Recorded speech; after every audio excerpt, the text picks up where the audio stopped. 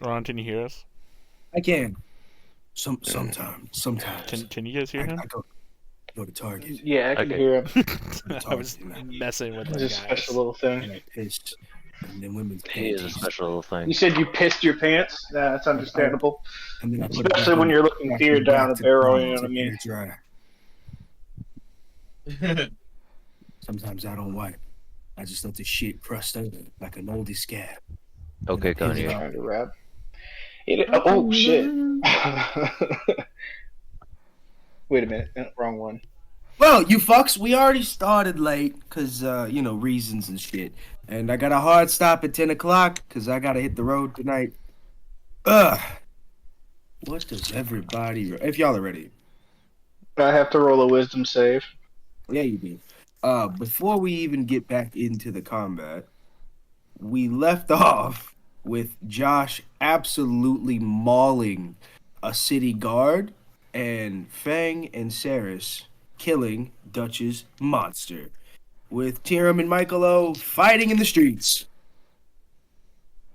Because Michaelo we has saved the the cat. kids. True. Oh, yeah, Huh? Mikey does have the cat. Oh yeah, He's up there with Rice. Michaelo has the cat.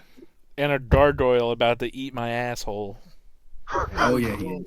A Google. Gargoyle. Eat my ass. Wonderful. Gaga.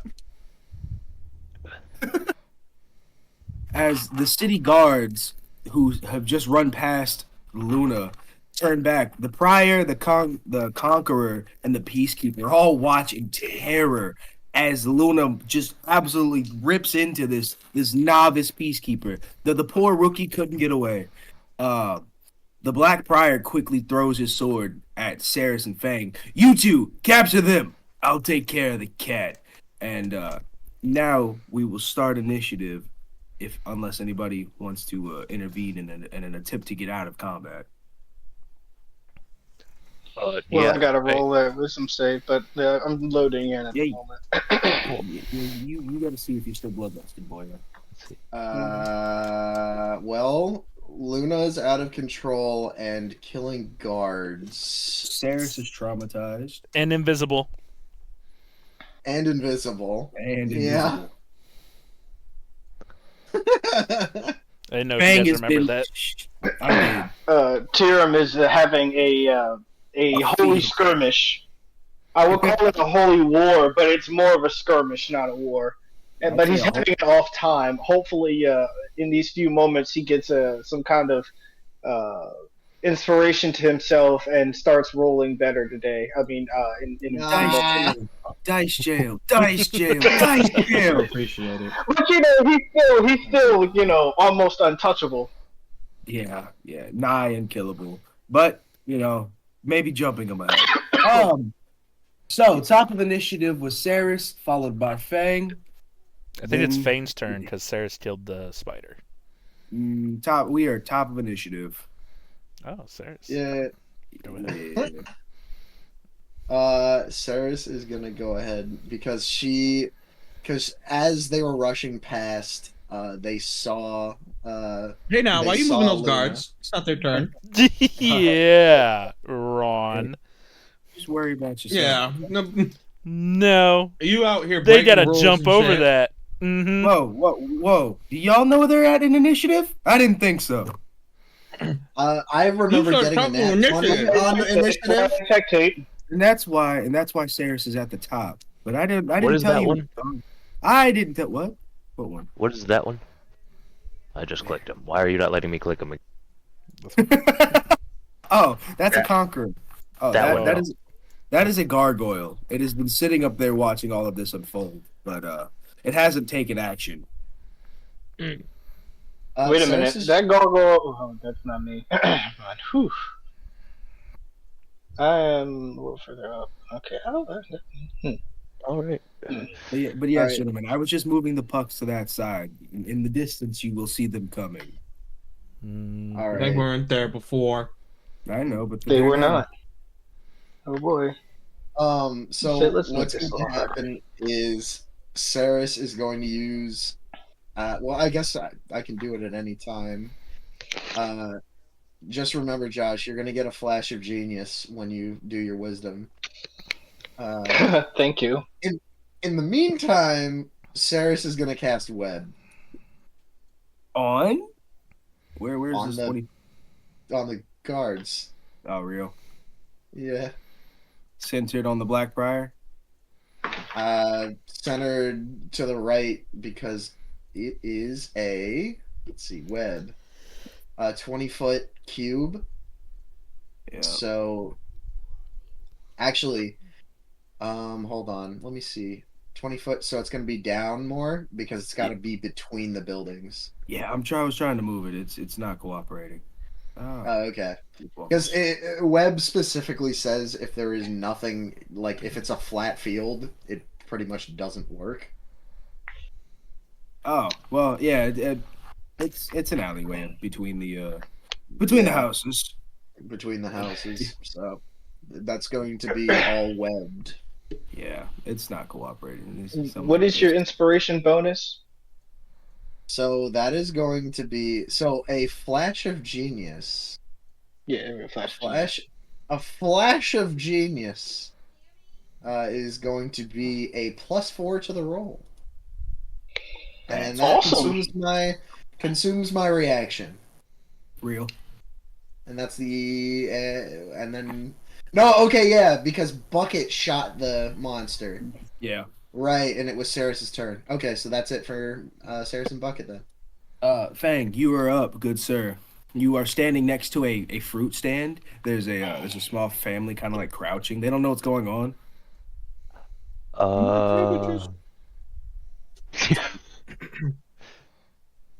No, the square should leave Luna out. Oh, that makes sense.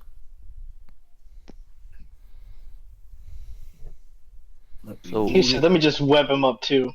I mean, I would try to stop the bloodlusted cat, but that's just me. Well, if the bloodlusted cat wants to attack more people, he's gonna have to go through the webs. So either way, he's gonna be stopped. If he's still bloodlusted, he's gonna get stuck in the webs. If he's not, hopefully Luna will make the right decision and run.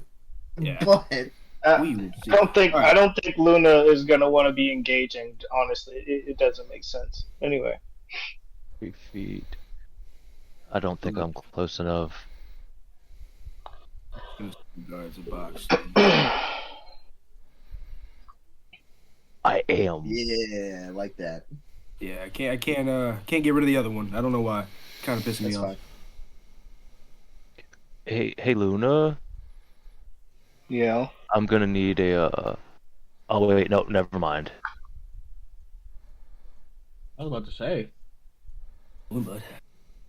Luna, you're gonna hit with a 5th level fireball. Knock everything out. No, Wait a minute. What the hell are you about to do? Oh I don't care god. how big the room is. I cast fireball. No, I was gonna try to knock you out of your bloodlust, but Nah. I don't think I can. Perfect. Perfect. Well, in that case, Fang is just gonna go ahead and re-engage his mage armor and leave it at that. Seeing a raging weird tiger, not knowing what the fuck is going on now. Hey, I see. Hey, Ceras, what do I have to do to get out of the web? You have on the start of your turn. That is at the start of your turn. First time the creature enters the webs on a turn or starts its turn there, it must succeed on a Dex saving throw or have the restraint condition. Let's go, Conqueror. What do I have to beat? A 15. What is your Dex, friend? I did not beat that. He goes nowhere. He is restrained. Blasted webs! He starts flailing his flail in a circle, but it just kind of gets tangled up in the webs. Tyrum, it's your turn, lad. Your passive perception tells you that there are 2 guards up the alley crossing the river approaching, but you are still locked in combat with the prone conqueror in front of you. In glorious combat. I take it you're not going to tell me how much movement these guards have. I mean, they're not till later, but if you want a freebie, they got 30 feet. They're not sprinting. They're trying to see what's going on. You know, coming from the crowd of people that just dipped. They're not fully engaged yet. Free on the passive. No thanks. Tyrum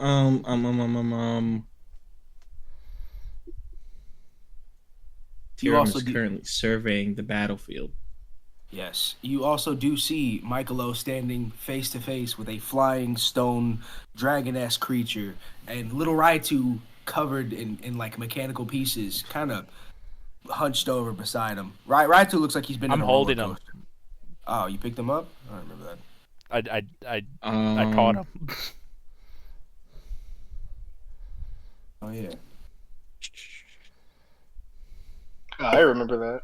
retcon that last part. He's just holding him. My bad, guys. Man,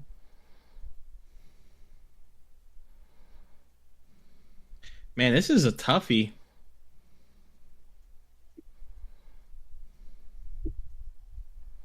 Do what you must.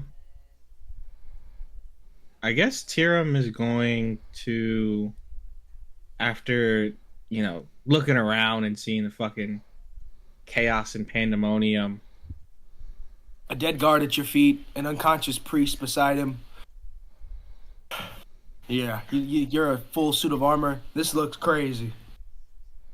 Tyrum is first thing Tyrum is gonna do is go ahead and use the spear to stab the knocked out priest. Okay, roll me to hit. Oh my god!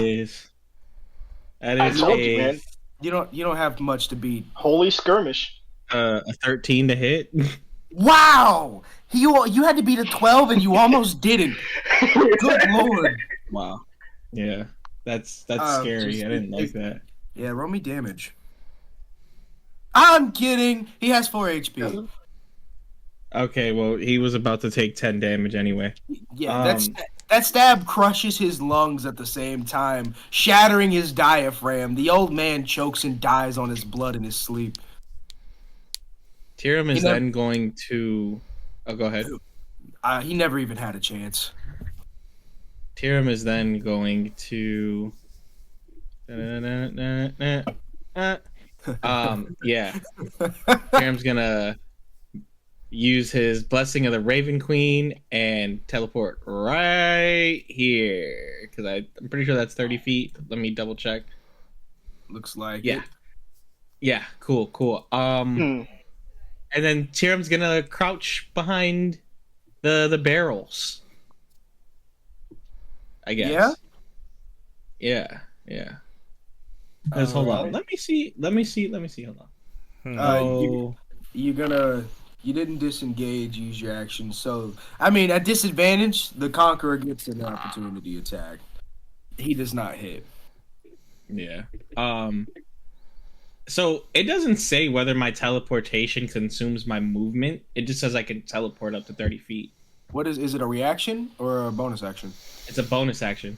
Yeah, you just use your bonus action to move the distance. You now have your regular movement. Yeah. Then yeah, Tyrum is gonna go ahead and as you crouch down behind the baskets, roll me a stealth.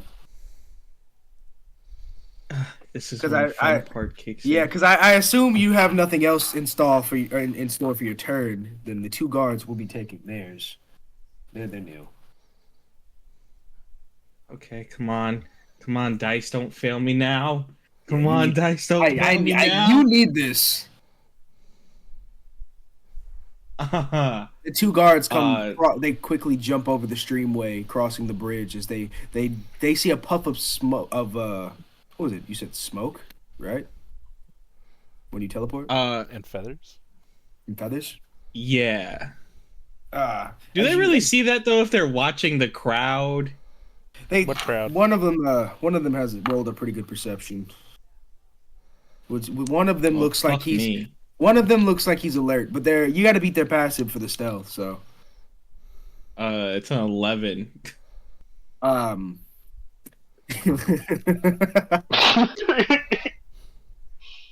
Yeah.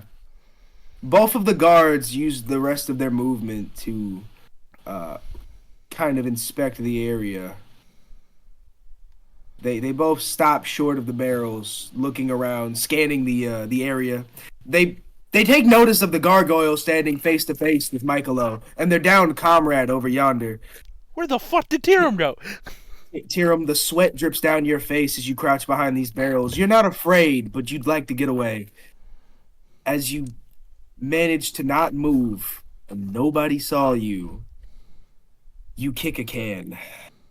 The one guard notices you. The one guard notices you, but he's not spooked. You look like somebody that's hiding from an event. He walks over. Hey, what's going on here? What happened? Hey, we heard a commotion. There was a giant. You didn't see the giant spider? Spider? What are you talking about? There's no spiders in Newish Yorkshire. Are you lying to me? Why would I lie to you? Clearly, you see. Is it a deception? It was a giant spider. Can Michaelo hear it? He's telling the truth. Wouldn't that be a persuasion? Yeah, I'm not lying. All right, persuasion. You're right. My apologies. And still, good sir. I mean, I'll roll a persuasion, whatever. But that just seems like that was a truthful situation there. It was. But he doesn't believe. He doesn't believe you. He didn't see the giant 17. spider. Oh yeah. What did it look like? What is it? Was it? How big are we talking? Oh wait a minute. Hey Frank! The other guard walked. Kind of, steps to the left, paying attention to you, but still kind of focusing on the gargoyle. One second, Tony. I've never seen the gargoyles fly before. What the fuck is wrong with you, man? We got a guy over here. Come here. We gotta talk to this guy. Hey, fuck you, guy. All right, yeah, it's not every day we get to see the goddamn gargoyles flying. Frank walks over. The people cowering that are all around. The streets have cleared out. The civilians. The street, this street has all but cleared out with only a handful of people hiding in like their homes in the surrounding area. Mm-hmm. But, what do you got going on here, guy? You said there's some sort of spider. What did it look like? Where did it go? Did you see it? Something killed it. Something killed it on the other side of town. It stood taller than all the buildings and was fucking crashing around. I don't know how you didn't see it. But I guess come on, Frank. We gotta go look at that. Also, they haven't seen the down. It killed that fucking priest over there. What priest? Oh shit! Whoa! Fuck! Both of the guards used the rest of their movement to run where the priest was laying. Also, this burns their action. Clutch. Damn. Clutch. What movement they got? What they got? Oh, I mean, the dash is 30 feet of movement, so they use the rest of their action as a dash. Yeah. Tyrum, as you start to slip off down the street, you hear in the back, like echoing in the back. What happened to Tim? Tim was my favorite. He was so brave, so brave. And as all of this is going on, Luna, it is your turn in initiative, good sir. You are rolling me that wisdom with a +4. Yeah, so I pre-rolled, right? So I rolled an 8, and that was plus my 4, and then plus what I got from Simon, and all of that equaled 16. Wow, so... you passed! Holy shit, Luna, as you start to slip back into consciousness, you hear the voices of your village. You failed again. You failed us again. You let loose. You lost. The people start screaming at you, and then a blip of silence washes over as you regain your senses. You are standing over the corpse of a murdered peacekeeper, arm and mouth covered in blood. She looked like she was crying as you ripped her apart. Oh God! As I come out of my blood rage, everything that I had done just flashes back, and I'm like, Fuck. I turn and I run up these steps up here. Where's my little thingamabob? Into the alleyway. Yes, into the alleyway. And then I wild shape into a fucking eagle. Oh man, well, You have the rest of that eagle's movement. Where would you like to fly off to, Frank? I'm flying. Hold on, let me see. What the hell is that eagle's movement speed? I am flying 60 feet straight up into the air, and I'm going to. Wait. Oh, no, there's anyways. I mean, I'm trying to exit combat, but I'm also trying to Listen, look. Nothing. You're good.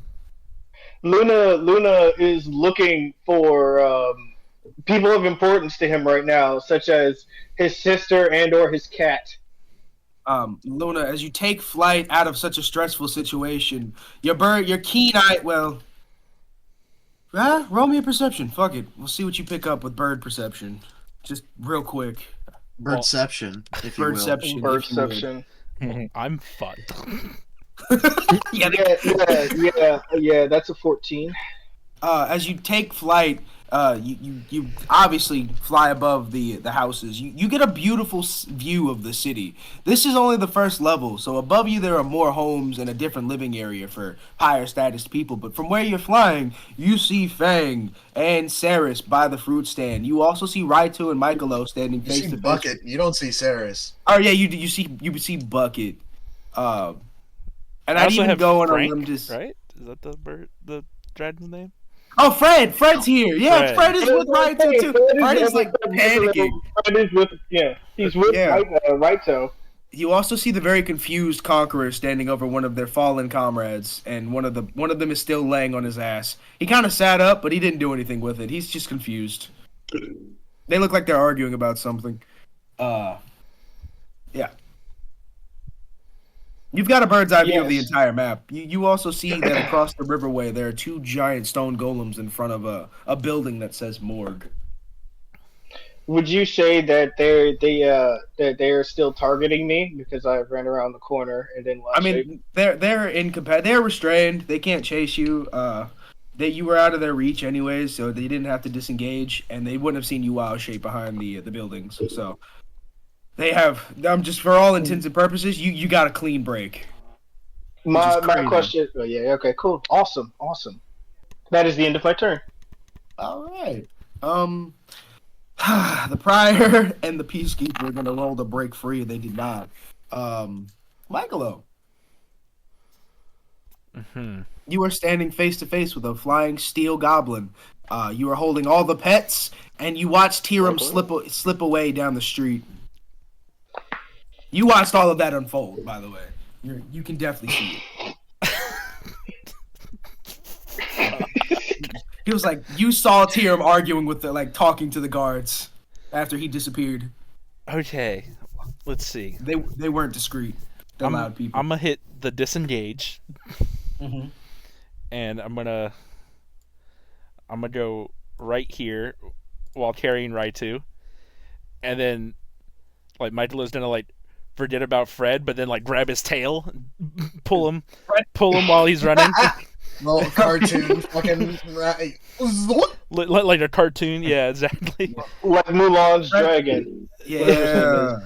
And then Mushu! And then I'm going Eddie Murphy. to shadow step behind this box and take a crouch with the pets.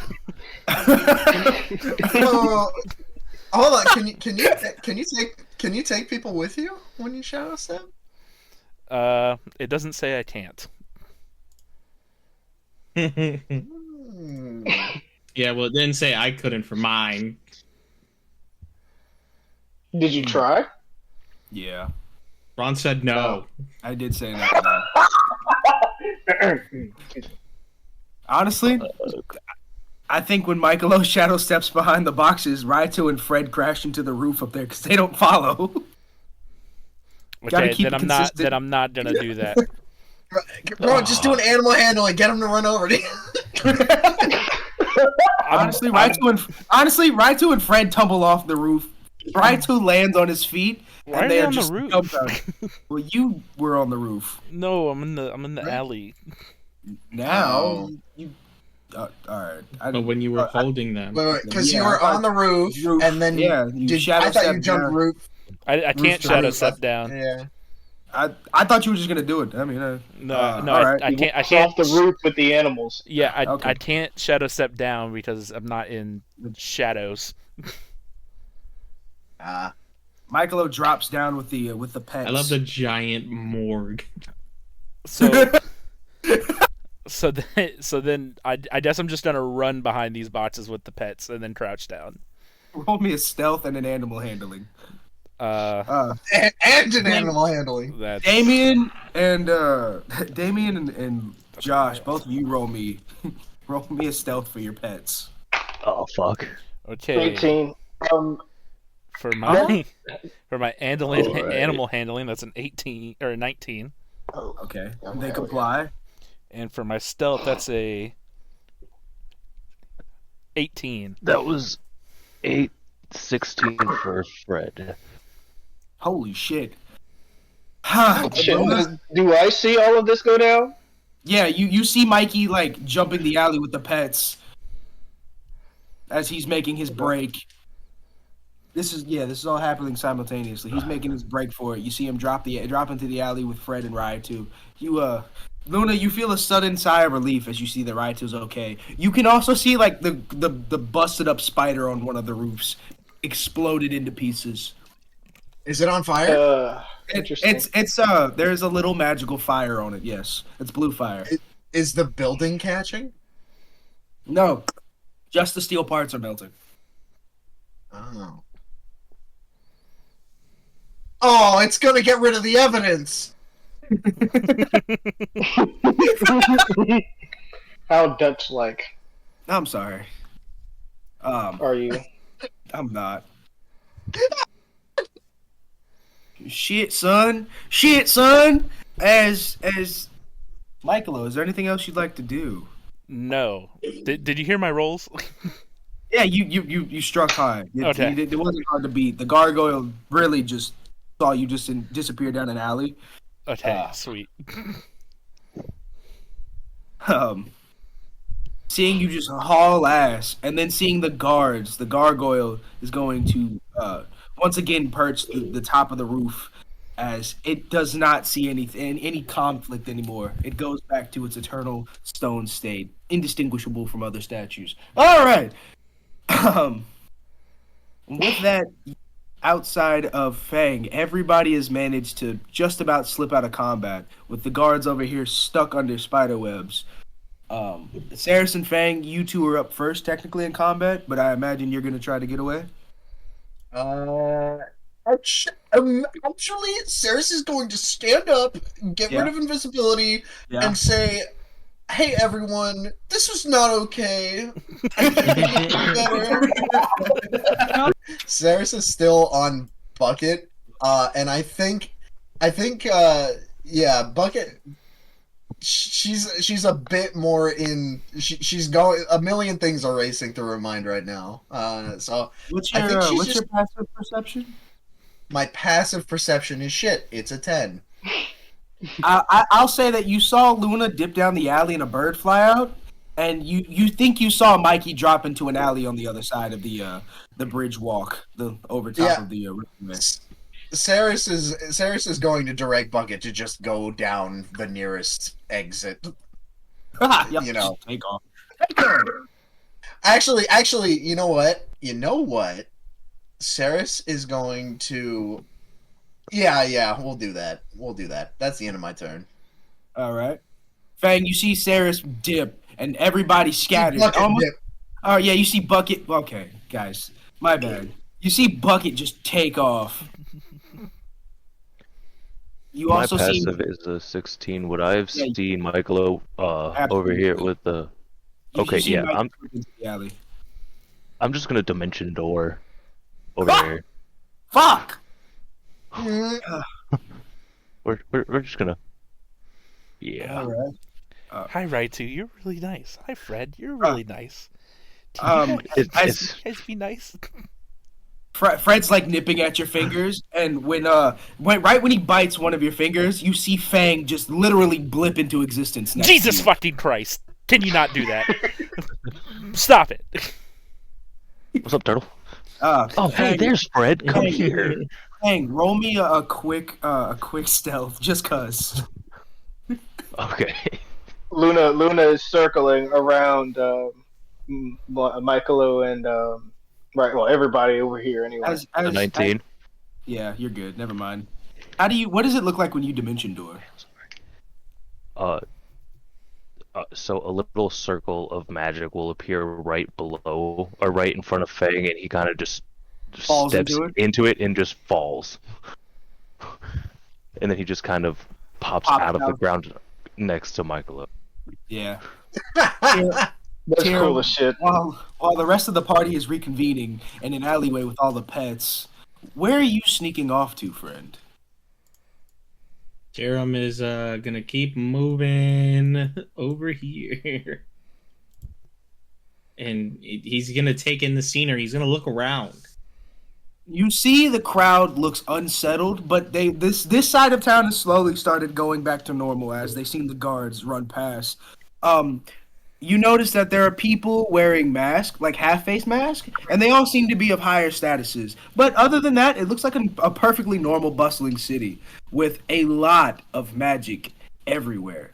On top of like the luscious greenery that grows out of the actual structures, there's a lot of artificed items from floating carriers to magical banners that show moving pictures. You also notice there's statues on every house. Some of golems, some of gargoyles. First level's the rough level. You don't see anybody else in a suit of armor, though. So everybody's kind of staring at you a little bit, but not in fear, more of like amazement.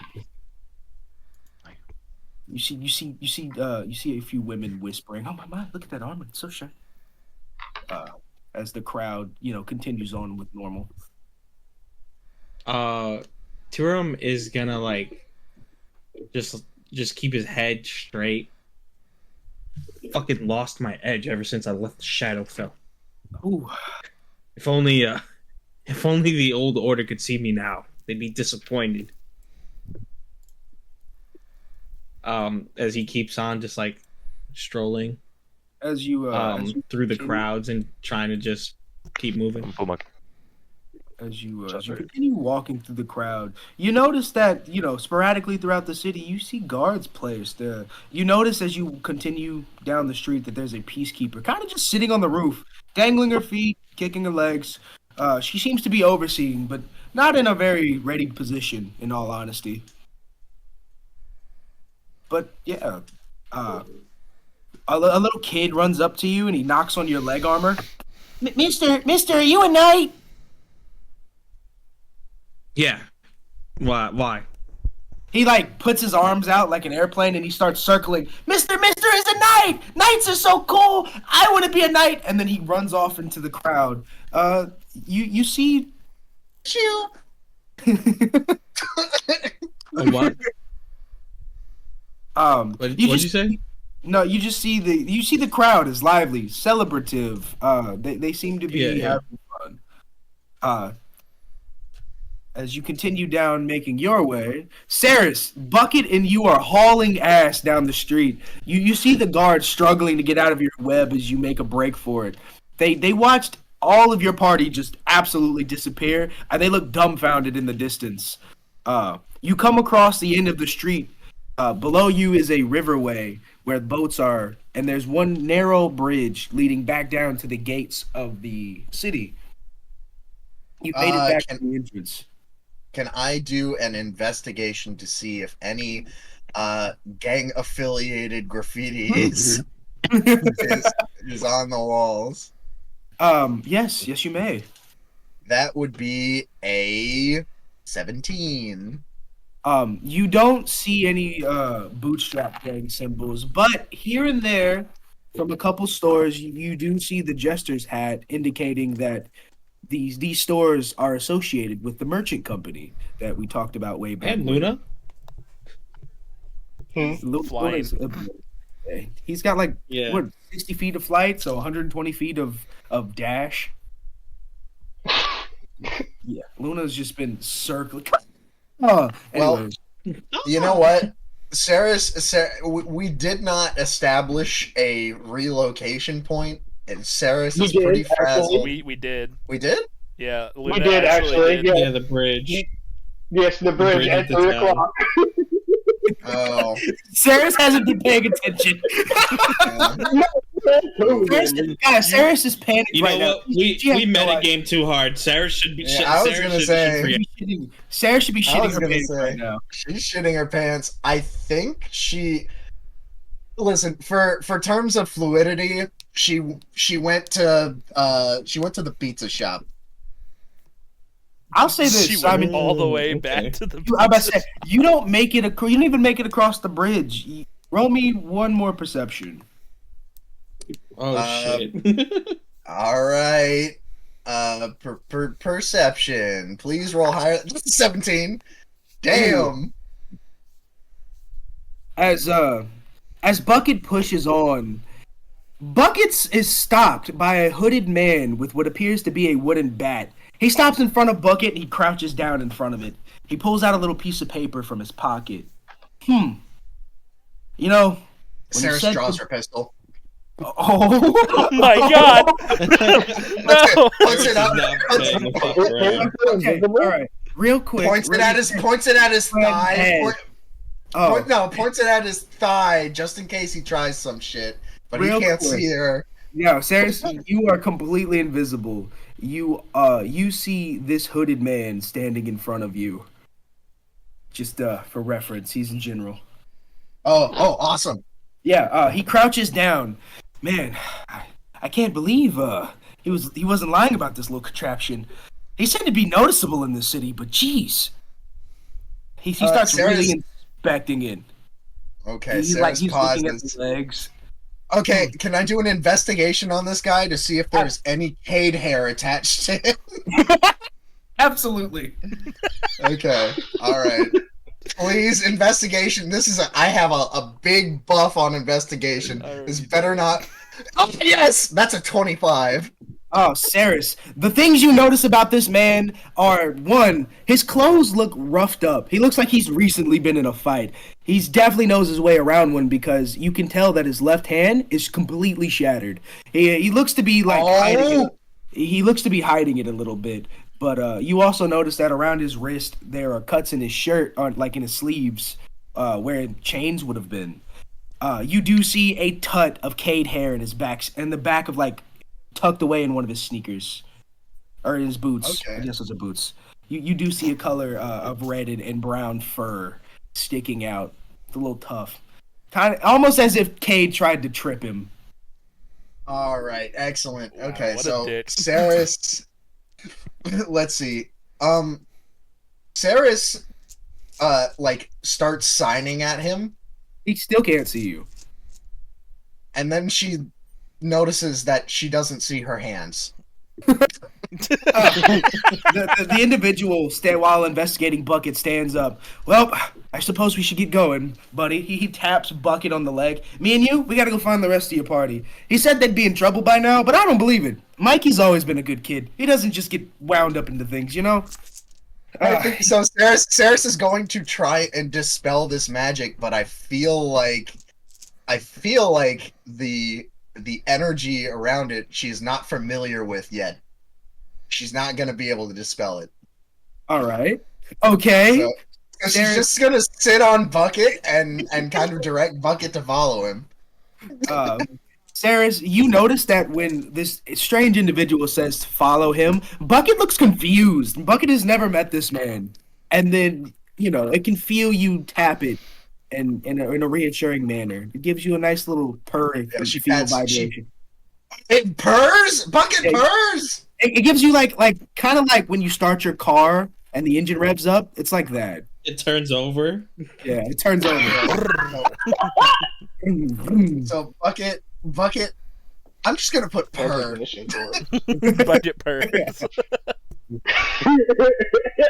Looks like you got a That's bad easy. alternator. Yeah, bad alternator. Yeah. Now we have a robot cat. Man, need some spark plugs.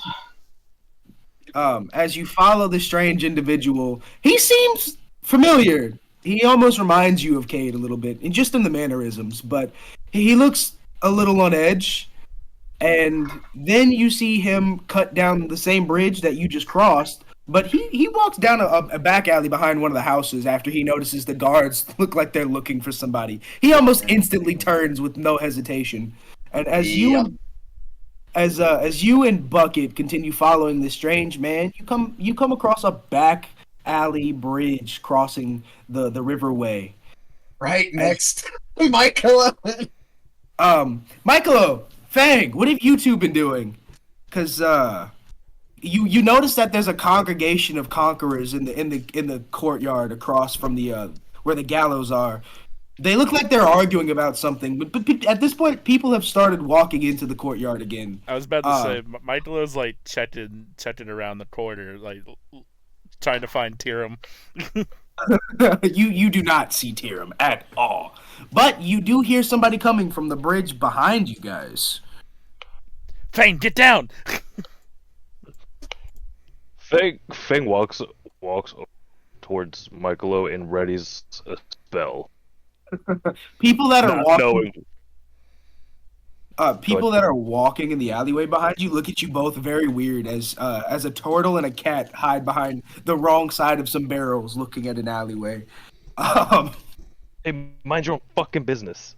With the lady clutches her boyfriend. He kind of like scoffs at you. Fang, But they're not the issue here. Calm down, man. The two of you are greeted by one mysterious hooded figure, and you both see Bucket following him. He seems to be in a lively mood. Michaelo, you know who this is. Hey, Cones! Where'd you find Bucket? Oh, this thing? It was by the main gate. I figured, it got lost or something. Where was there a little girl? Oh, no people. Just the Bucket. Bells. He looks back, looks at you. Bells? Maybe I heard some jingling, but I thought it was like the festivities going on. I don't usually come up here. The city sucks. Yeah, it does. It's ass cheeks. These people fucking suck, all of them. They're all self-centered pricks. Hey, your friend? Ceras picks up a rock off of the ground. You see a rock floating in front of you, and she uses God, what is it? It is a special ability that artificers have, magic tinkering. Ceras is imbuing this rock with a static visual effect that appears on one of the object's surfaces. And it is 25 words of lines, and text. Michaelo, Fang, you both see the text magically pop up behind Casey. From behind Cones. My bad. And it's like it's on the face of the rock. So I guess she there's like a. Is there like a shingle, a tile, that has fallen off? It looks like a loose stone slab in the ground. Yeah. All right. Yeah. So she picks it up. Bucket? And Bucket is talking to you. Where is she, Bucket? Where is she, boy? Start talking. Cones turns around. Yeah, this fucking thing can talk. He quickly moves behind you. What the fuck is up with that thing? That little bastard's been following me quietly this whole time. He didn't say shit to me. Yeah, Cones starts like flicking Bucket off. Little bastard. Ceras fell down the well. Nobody can see, but I think Ceras smiles a little bit and it calms down a bit at seeing their friends up to their usual fucking hijinks. So she's going to burn another use of magical tinkering. Yes. I, Ceras, am here. I am invisible. I do not know how to dispel. Who the fuck is Ceras? Why is the Bucket talking at us? Michaelo goes to like touch the air where where Ceras would be. Ceras grabs one of your hand. Michaelo quickly whips his hand back, like, whoa, that's weird. Dispel magic. Oh, Yeah. okay. And Ceras, so Ceras accepts the automatic fit. That's a thing, right? Yeah. A creature can choose to Fail. automatically fail it. Yeah. All right, yeah. So she fails it, and a black shroud kind of burns away down her body as her visage appears from the top down. Mikey, as soon as Ceras appears in front of you, as it dispels, you notice that raven feathers, float to the ground. 4 of them circling Ceras and Bucky, technically. Oh, that's like what Tyrum did. Like Does Ceras notice the feathers? Hold on, I'm gonna roll a perception. Yes. That's a 5. You absolutely do not. They blow away before you look down. Okay. Oh, what? Fuck, guys! I came here to get you. He said you guys would be in trouble already. Are you not hurt, are you, Mikey? He said you'd be getting up to no good. Wait, who said that? Your friend, the one that smells like dog breath. You know what's his name? He starts He's not. Fuck. He's not my friend. What? What are you talking about? He said he said you guys were great. He said he's been taking care of you, making sure you ain't getting any problems. Well, Cade's a liar. Anyway. Mikey, he puts his hand on your shoulder. Mikey, are you okay? You've never been the aggressive type. That was always Raffles' thing. He gets under my shell, all right? He gets under your shell? Mikey, nobody gets under your shell. What the fuck is wrong with you? He puts his hand on your forehead checking for a fever. What the is wrong with you, kid? Jeez. Anyway, come on. Did you get my note? Yeah, he holds his broken hand up. Yeah, I got your fucking note. You know what? You know how many people are looking for you? I've been stuck in Roman Sionis' dungeon for 2 days now. They beat the shit out of me, Mikey. They beat the fuck out of me, Mikey. He did what to you? He beat the absolute shit out of me, Mikey. He's like shaking you with his other arm. He beat me within an inch of my life, Mikey. But how'd you get out? Your friend Kade came and got me. That fucking bitch. Anyway. Yeah. No, Mikey. Where's Roman? Listen. Mikey, he's with the king. There's a big thing going on for the funeral for what's her face. Some high up knight died or some shit, and yeah, they're having a funeral for her. But there's a lot of big names there coming around. The Roman's one of them. Don't you see all the symbols in this city? This place is like his merchant fucking toy box. Fuck. Also, Casey Cones is saying this very loud. He looks at all of you. Oh, by the way, I'm JC. You can call me JC. It's short for JC. Yeah, it does. Ceras writes on her board, JC, nice to meet you. And she sticks her hand out. He reaches out with his good hand. JC Cones, that's your service. As he takes her hand, she cure wounds him to fix his hand, and that would be 7 HP. He just drops to his knees. Holy shit! I thought I was gonna be in a cast for months. He takes the long wooden club off of his back. It's carved in an interesting shape. Got a almost like a garden tool, but it's all one wooden piece. It's got wrappings of tape around it. Hey, he holds it up. I can. He smacks you in the leg, Mikey. I can fight again. Fuck! God damn it! Watch where you're throwing that thing. Kid, come on. Splint used to beat you guys with a wooden stick for hours. I don't want to hear it.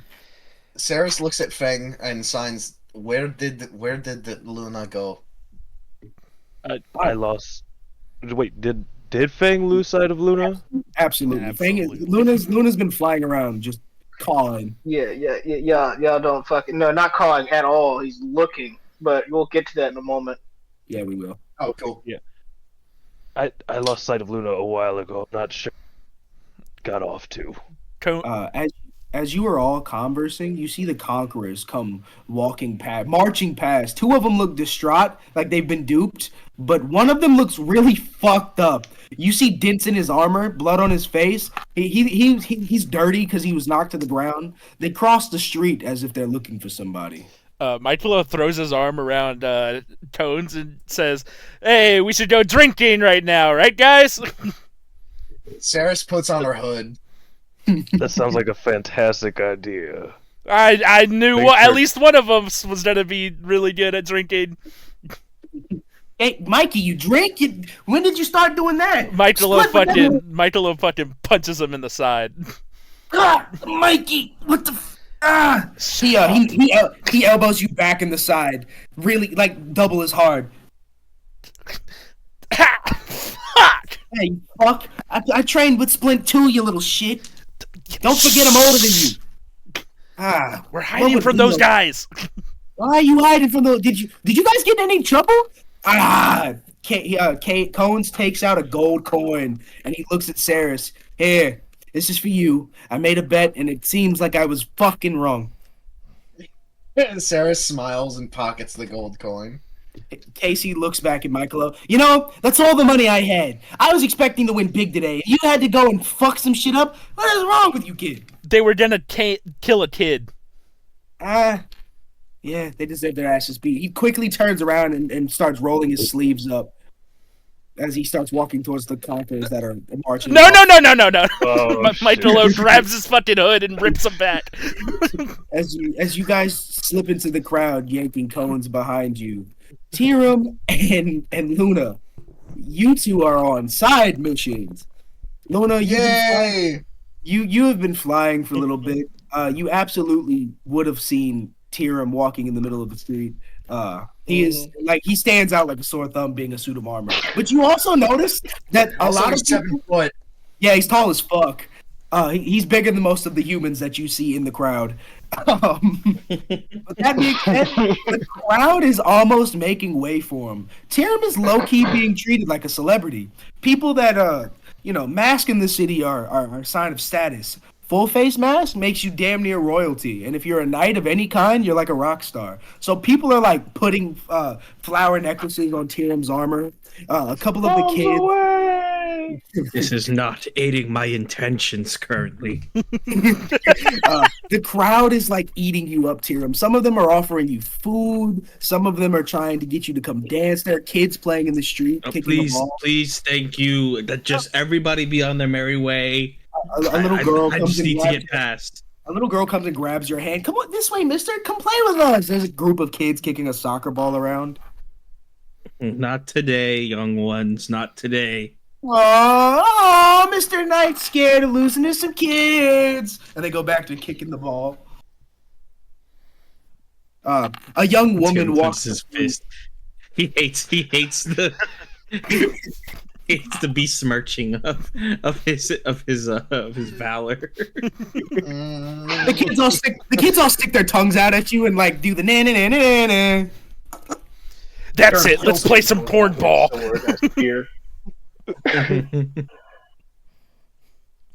Let's play avoid the spear, kid. Tyrum just keeps walking. Avoid the smite. A young and fair brunette maiden approaches you, Tyrum, and she grabs you by the hand. Good evening, fine traveler. Are you looking for a place to stay? She starts kind of like guiding you to the inn behind her. It's a wonderful place. You notice she's showing a little bit more cleavage than she was when she first approached. We would love to have you spend the night at our lovely establishment, good sir. How much for a room? 1 gold coin for a week's stay. And we'll make sure all your needs are taken care of. She kind of like cocks the head, switches her braid from left to right side. Tyrum just like. When's the last time Tyrum's gotten laid? Canonically. Canonically, it has been some time. He's not one to have many partners. She's still trying to guide you inside the inn. You guys make it to the steps of the inn, and she's like, "So, is there anything else we can do for you? We cook a decent meal." And she kind of I was wondering you, and she starts rubbing her thighs together a little bit. How well does Tyrum value deals?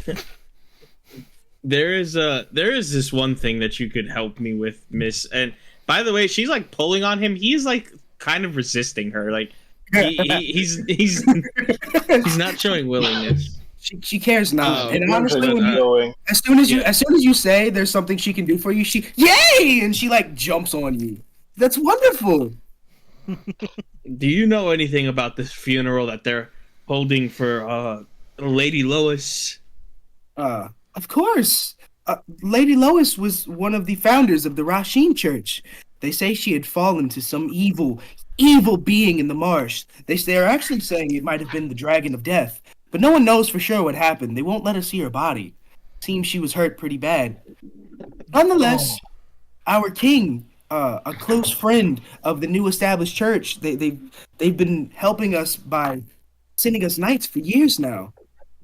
We owe them a great debt as they keep us safe from of outside threats. You know, she looks really sad for a moment.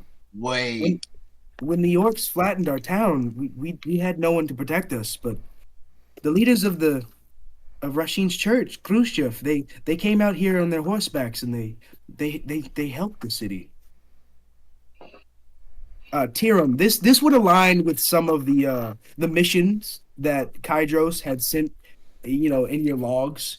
This would have been area. This definitely was a big area that Khrushchev often frequent for battles in Kydros's name.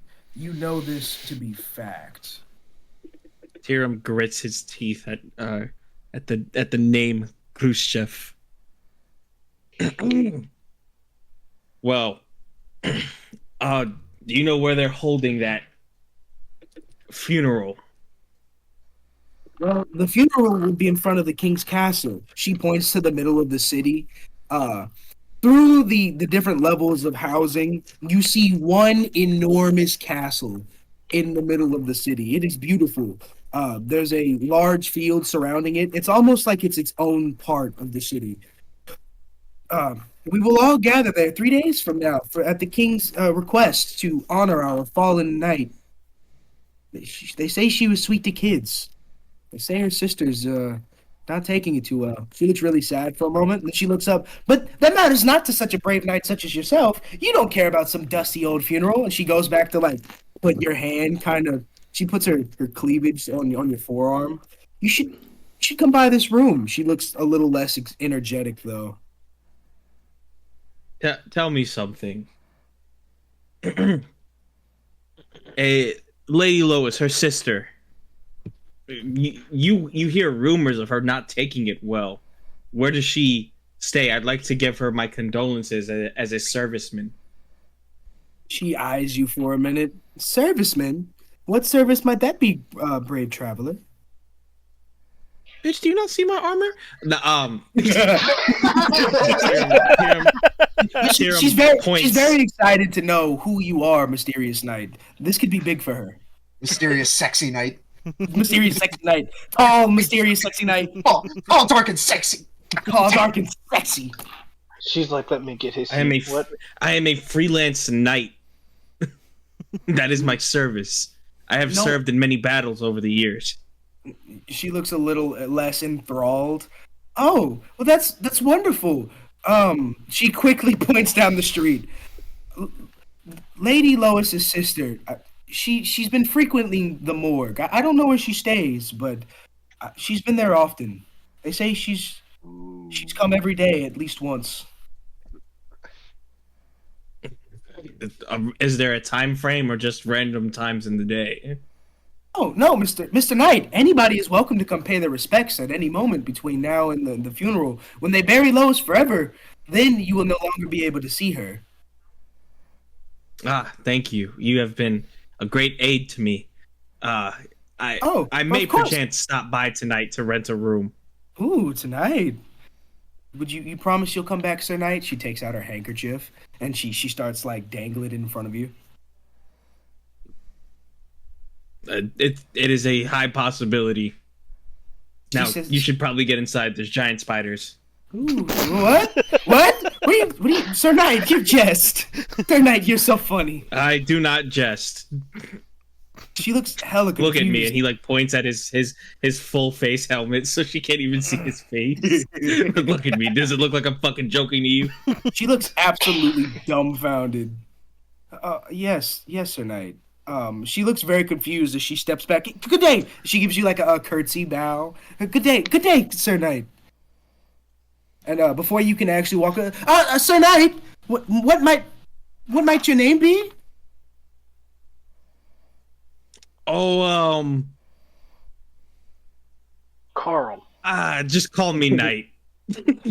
Yes, mysterious. Mysterious. She gives you a one final farewell. Did you ever take her handkerchief? Like the moon. No. She No. uses it to wave you off. You actually hear her Tyrum mutter something proceeds under walking to the morgue. you hear her mutter something under her breath as you walk away. Anyways, continue Are walking. you gonna make me roll a? I'm not. Are you gonna make me roll a fucking? I'm I not. don't know. Okay.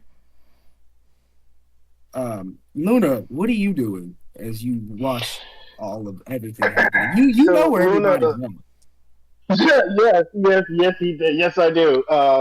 What I'm doing right now is I'm looking for any traces of Dutch and or my sister. Mostly my sister. I know I'm probably not going to find anything, but I'm still desperately searching anyway. So tell me, what do I see over in this morgue area where I've been more or less waiting? You Well, see you- two. Because that's where they destroyed your- disappeared to last. No, because you What? destroyed your sister's body. No, she jumped out of the. She jumped down the waterway with Dutch. Oh, I thought. I struck her, but I did not kill her. Yeah, Oh. he cut her up real bad, but she managed to escape. She also didn't show any like pain from being cut up. Yeah, no, Yeah, no, just not that. at all. But to answer your question, Luna, you see two giant statues next to a large building. You see a lot of people holding flowers in this section of town. They all seem to be taking turns entering the morgue and coming out as to pay respects. You see one magical banner that says goodbye to a powerful knight. You will be missed.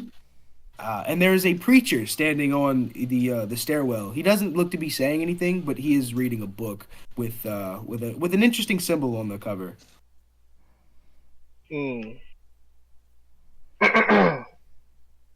No, I find no signs.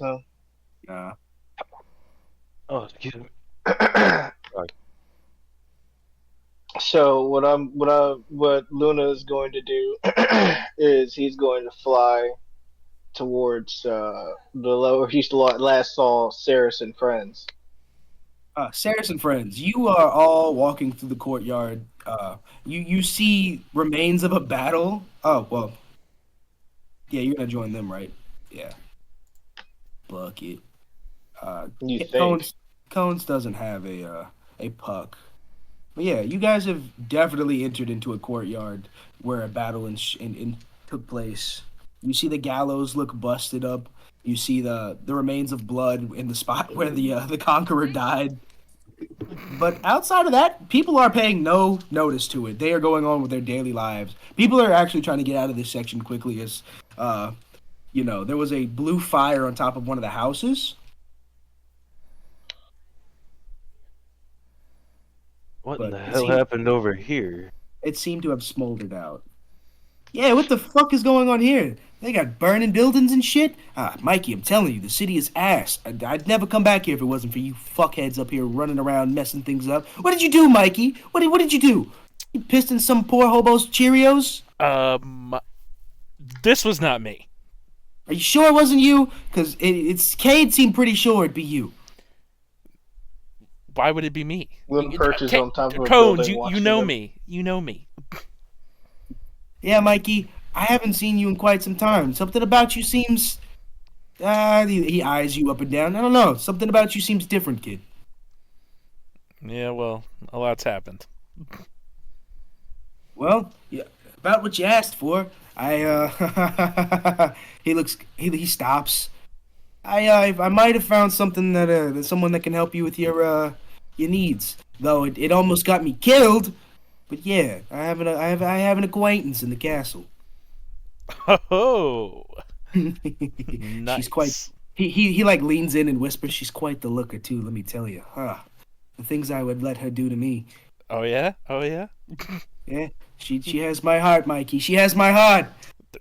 Never met a girl as pretty as her. Michaelo fucking slaps him like, "Get it together, man! Get it together! You ladies, man. Your one weakness. He looks at you dumbfounded. Mikey, did you just fucking slap me, guy? What? You want to go at it right now? He puts his hand up. You know what, Mikey? I don't. Something about you is a little intense. And as you turn around, he takes his stick out and he whops you in the back, like on the back of the ankle. Don't you ever hit me again, Mikey? You hear me? I'll beat you like your brothers used to. Does he? He doesn't. No know. promises. I don't know if he knows. Ron's played it pretty well. I'm not gonna lie. Oh man. And so as you all walk through the streets, so Kade said that there was supposed to be one real big strong guy with you. Is it the cat? He doesn't look that strong to me. He's kind of skinny. No, the only thing the cat's gonna fight is Ceras. He looks down at he looks at Fang. Why are you fighting the gnome? What the fuck, kid? You're like 3 times your height. No, the small one. This little guy. He crouches down and he goes to reach and pet Raito. Raito hisses at him. Oh shit! You know that's one big ass cat. Now that I'm looking at him, I think I'm gonna keep. He sees Raito's fangs. I'm gonna keep my hands to myself. Little bastard. I've never seen a. Ceras was technically the last one that saw me, correct? Technically. Ceras and Fang might have noticed that you're a bird, but there's a lot of birds in this city. A lot of things flying in general. Yeah, there's an eagle cawing at them, perched on top of the roof. Okay, all of you, Fang, Mikey, and Ceras, roll me a perception. Also, Luna, you landed on the roof. You're sitting on a statue. That's a 21.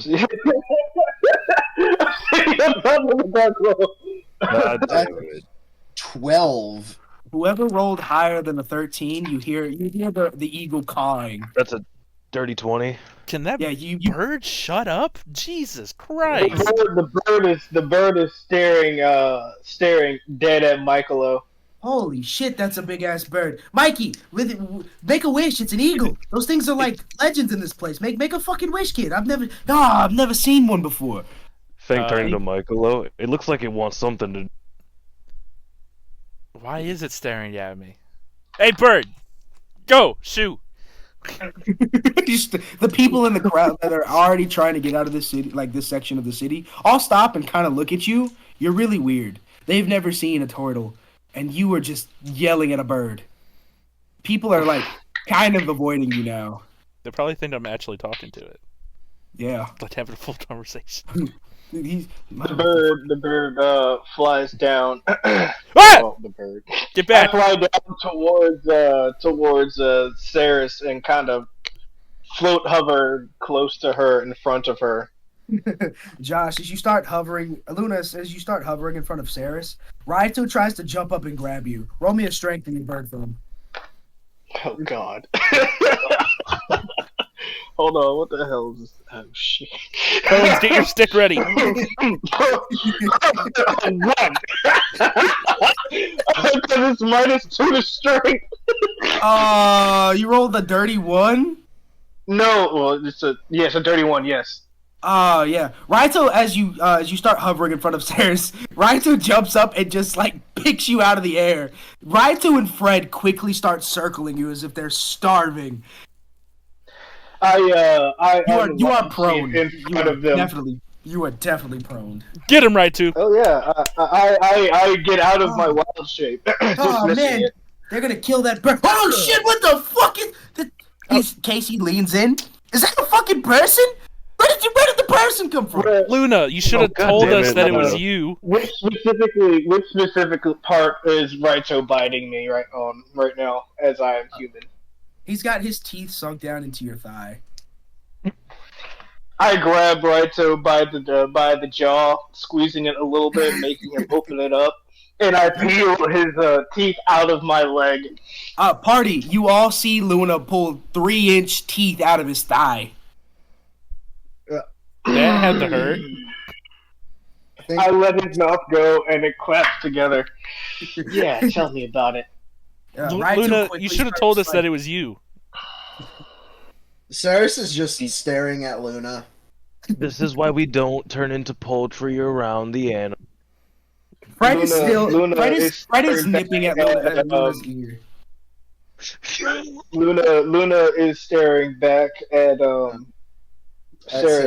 Ceres. Ceres looks at you with a very extremely sad face. And Bucket moves forward and she wraps her gnome arms like, not around you, but like right on the front because she can't reach you all the way through. Luna wraps his arms around Ceres and just holds her and squeezes her tight.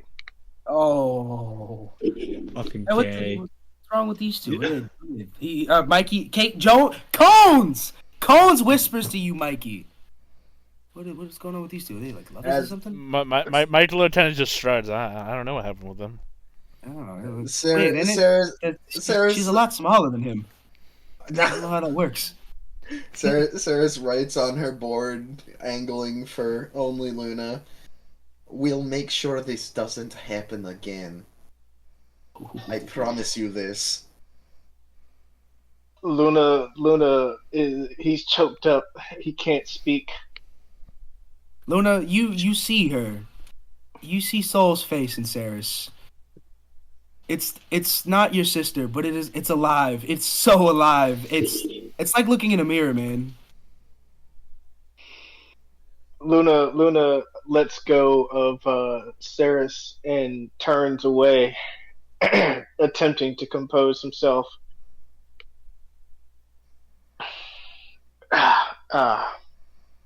Yeah, we'll handle this. Ceres nods and continues on the path. I where saw are we where walking? Tyrum was headed. Where are you? I was just about that. I saw where Tyrum was headed. Apparently, there's a big banner that has Lois's name on it, and I have a bad feeling about this. Oh, fuck. We gotta go. Thank and you, starts running. by the way, Michaelo, for holding on to my cat. Of course. Yeah. Luna continues to walk. All right. Follows behind Luna. All right, we're gonna go find your big strong friend. He whispers down to Fang. Can I fight that guy? I heard Kade talked him up. Kade said he was the guy, but in my opinion, Cade's pretty cool. That guy. I've never seen anybody walk into Roman's shop like that and just start talking at him. Holy shit! Dog on fire. Look. He talked the Roman? Oh yeah, how do you think I got out of there?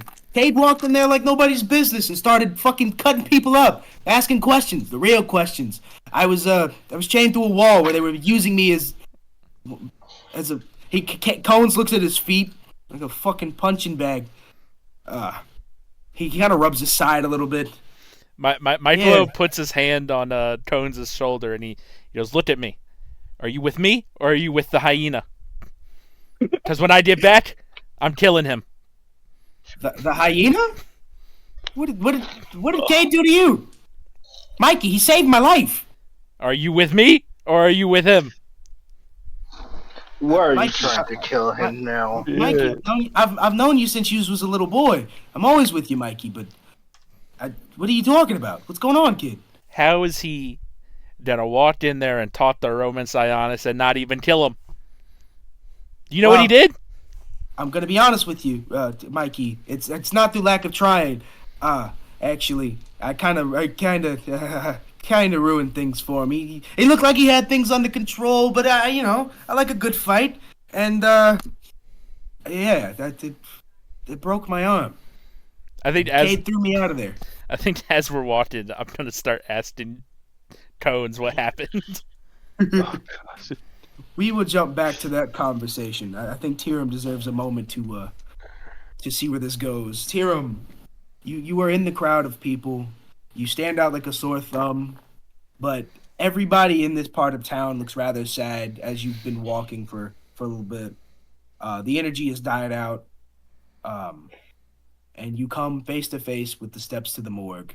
There are two very large stone statues posed that look like this. Because this is the first time anybody's encountered the golems. Oh man, this song slaps.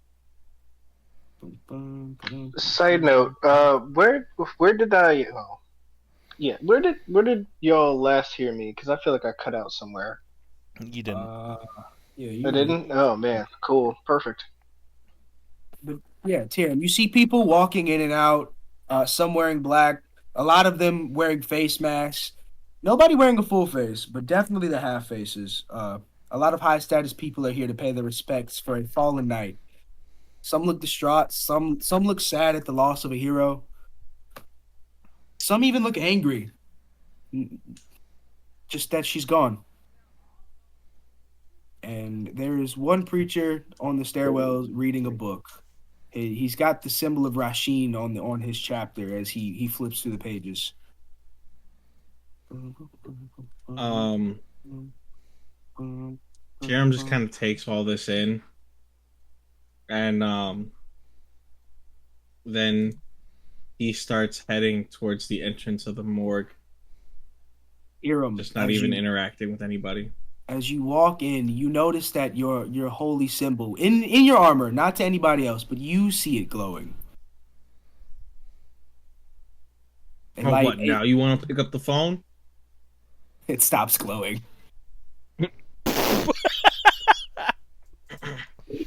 Wow.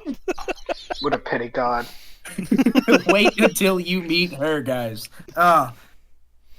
Anyways, continue, my good friend. Tyrum walks in and looks at the directory to see where Lois's body is. Being such a big event, there's actually a side room sectioned off for at least 100 people. It looks like it's usually used for something else, but it seems like they've dressed it up nice. It's a well-kept room with velvet carpets and flowers and banners strung all over this place. There's a casket at the end, closed, and there is a magical inscription that is glowing a light blue hue. It just says, "Here lies a high councilman. She gave her life trying to bring the betterment to humanity." Well, that's just a fucking lie. Ha ha! Gotta love the propaganda. Tyrum grits his teeth and balls his fist. Tyrum, it's a matter of perspective, really. Glaze. Tyrum, what's your passive? My passive is 12. All right. You notice that in this room there are knights stationed at every corner. Knights of Rasheen. And they look ready for action, but overall they look pretty distracted by all the festivities going on just throughout this area. Busy crowd. They seem to be searching through a lot of people. And you notice one woman sitting on a bench next to the coffin. She face in her knees. She looks like she hasn't moved in days. Tyrum zeroes in on her. Fang, I hope you're ready, bud. He approaches the casket first, and he puts his hand on the casket. It is a beautiful... To himself. Yes. To himself. Beautiful. It's a closed casket, in his right? mind. Yeah. In his mind, he's saying, "You're lucky there are watchful eyes, or I would pry you from this casket and defile your carcass in front of everyone." Holy shit. How long does Tyrum stand there? He still has his hand on, but like out loud. You know, he he bows his head and like mutters, "Kaijo, forgive me. A true warrior has passed. This is a sad, sad day." You hear a voice creep up from between the the voice legs, of a hunched over. snake. You a friend of mine? What? Huh? No, Josh was talking. I couldn't hear what you were saying. Oh, I said you hear a voice creep up from the woman sitting down. You a friend of my sister's? She didn't have many friends, but you seem to be different. She eyes your armor. We shared a battlefield.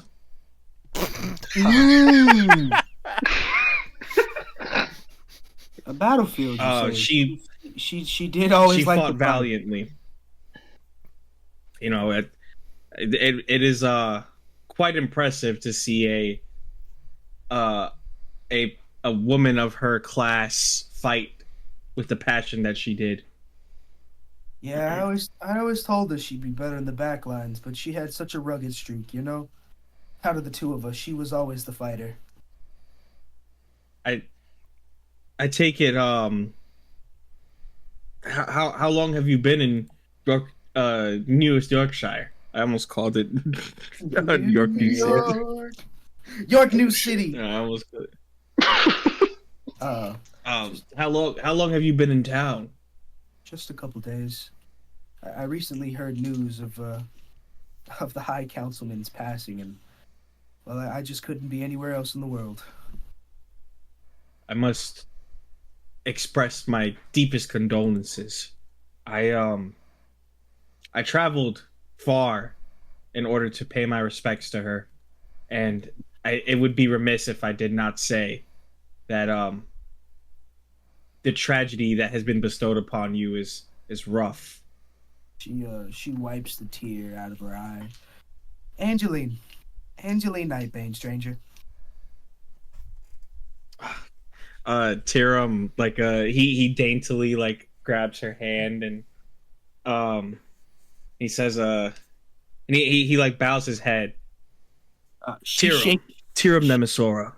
She shakes your hand like a grown man. That's a firm grip. So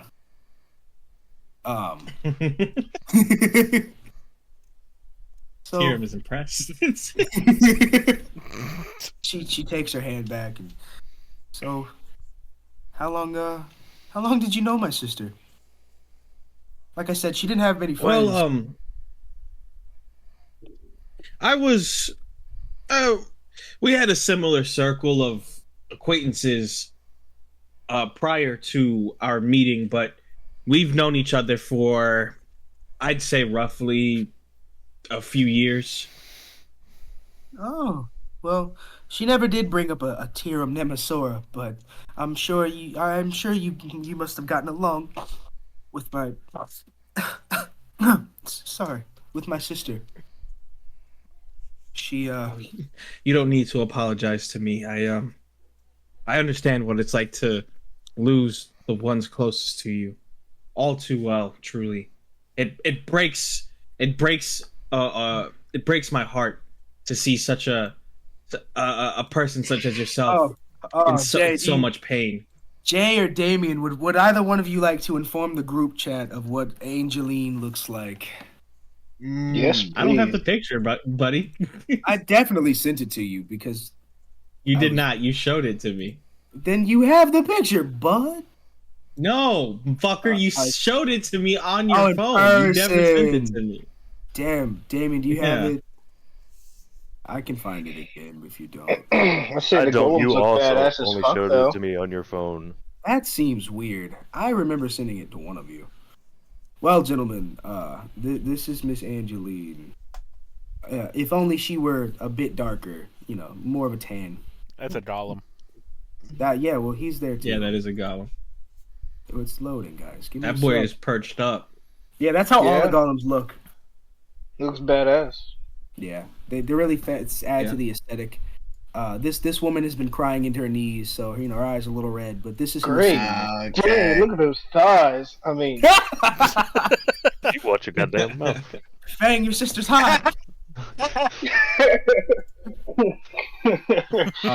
So yeah, you know he says all that, and I'd hate to see such a wonderful person such as yourself in so much pain. You carry such elegance. She's still sniffly. What are you suggesting, stranger? I don't even know you. She's kind of crying. That's true, but tears. Care to trouble a stranger for a drink or two? I'm sure I can find a story or, something that could cheer you up. Plus, since I'm a stranger, you don't really have to worry about really trying to get to know me. Care to roll me a persuasion, boyo? Tyrum bucks. Please, please, please, please. Damon's gonna crash out. That is a 24. Charisma up there, huh? She glances at her sister's casket. She looks at the crowd of people. She looks down at herself. I'm a little bit of a mess, but I don't see why one drink couldn't hurt. And she kind of gets up, pats herself off. She's still kind of crying a little bit, but she wipes her eyes and takes a deep breath. Well, where are we going? Truth be told, it's been a really long time since I've been to Newest Yorkshire. Do you happen to be any more familiar with this terrain? She taps her bottom lip. I might know a place. It's close by at that. Then allow me to escort you there. Hiram and Angeline leave the morgue. They make as they're walking out, are there like any like robes or cloths like in proximity to Tyrum that are not like someone's clothes? Tyrum rips a guy's t-shirt off. Romeo, what's your passive perception? Don't roll it. What's your passive perception? 12. Yeah. You see some folded up like robes of Rasheen kind of tucked away in a cubby for anybody that wants to pay respect for the High Councilwoman. It's kind of like you put the robes on and pray kind of thing, but it is a what Rasheen is. It's a black robe, white streaks, maybe like a gold cap on the laces for the hood, and then the Rasheen symbol on the back. Tyrum grabs one as they're walking out. Hydros, please forgive me for this, but my mission is not done yet. Tyrum, and then as they walk out of the morgue, Tyrum is. I was gonna say when you say that, Tyrum your holy symbol glows just a little bit. It flashes at you. And as they're walking out of the morgue, Tyrum like turns his head and looks at the casket and then thinks to himself, "I'm going to fuck your sister." No! Shit! Vengeful! Vengeful! Be prepared for that thing. Oh shit! As you two leave the morgue, she starts leading you left down the road that you walked before. The rest of the party has been walking for a little bit, and they are en route to roughly where you are. So inevitably, you will all run into each other soon. Party, what are y'all talking about as you walk along the streets of Newest Yorkshire? You don't have to worry about the crowd. Everybody's moving out of your fucking way, you fucking weirdos. I guess Codes is telling me what happened. Oh yeah, so Mikey, I got your letter, right? I started reading it and I thought, damn, I do got a friend like that. I know just who he's looking for. And so, I do my thing. I start running, I start looking for splitting the boys. I haven't seen them, but I saw your house had a bit of a fire, but I didn't stop to look because I had to find the boys. Wait, you didn't look? No, man, it's just bad times over there. He looks kind of like he looks down at the ground a little sad. Not that you can see his face. So but he you does know he's know. dead. Yeah. Yeah, he does. Yeah. But you know what, Mikey? I'm sure. I'm sure Raffle's gonna be okay. I hope so. Yeah. And then well, I started running from Roman's guys. He caught up with me and said, "Hey, I'm looking for a turtle. I know you know the turtle." And I told him I didn't know no turtle. And they asked me why I was at your house, and I said it's just a weird place on the block, you know. They didn't like that answer either. And for the past day and a half, I've been a human punching bag. They beat the shit out of me, Mikey, but I didn't tell them nothing. Yeah. Almost like that one time with those two goons, you know, the Bop Boop and Steady Rocks. You remember when those guys came running through the city? Or the Bop Boop and Steady Rocks. That's fucking great. That's great. Yeah, those guys were fucking assholes. Hey, anyway, yeah, drinks are on me for a month, dude. I appreciate you, Mikey. I'm gonna need it to get over everything. And like I said, once you meet my acquaintance, she's gonna make all my boo-boos go away, I hope. He looks just absolutely smitten as he, oh, well, actually, now that we're not running anymore, he takes his mask off.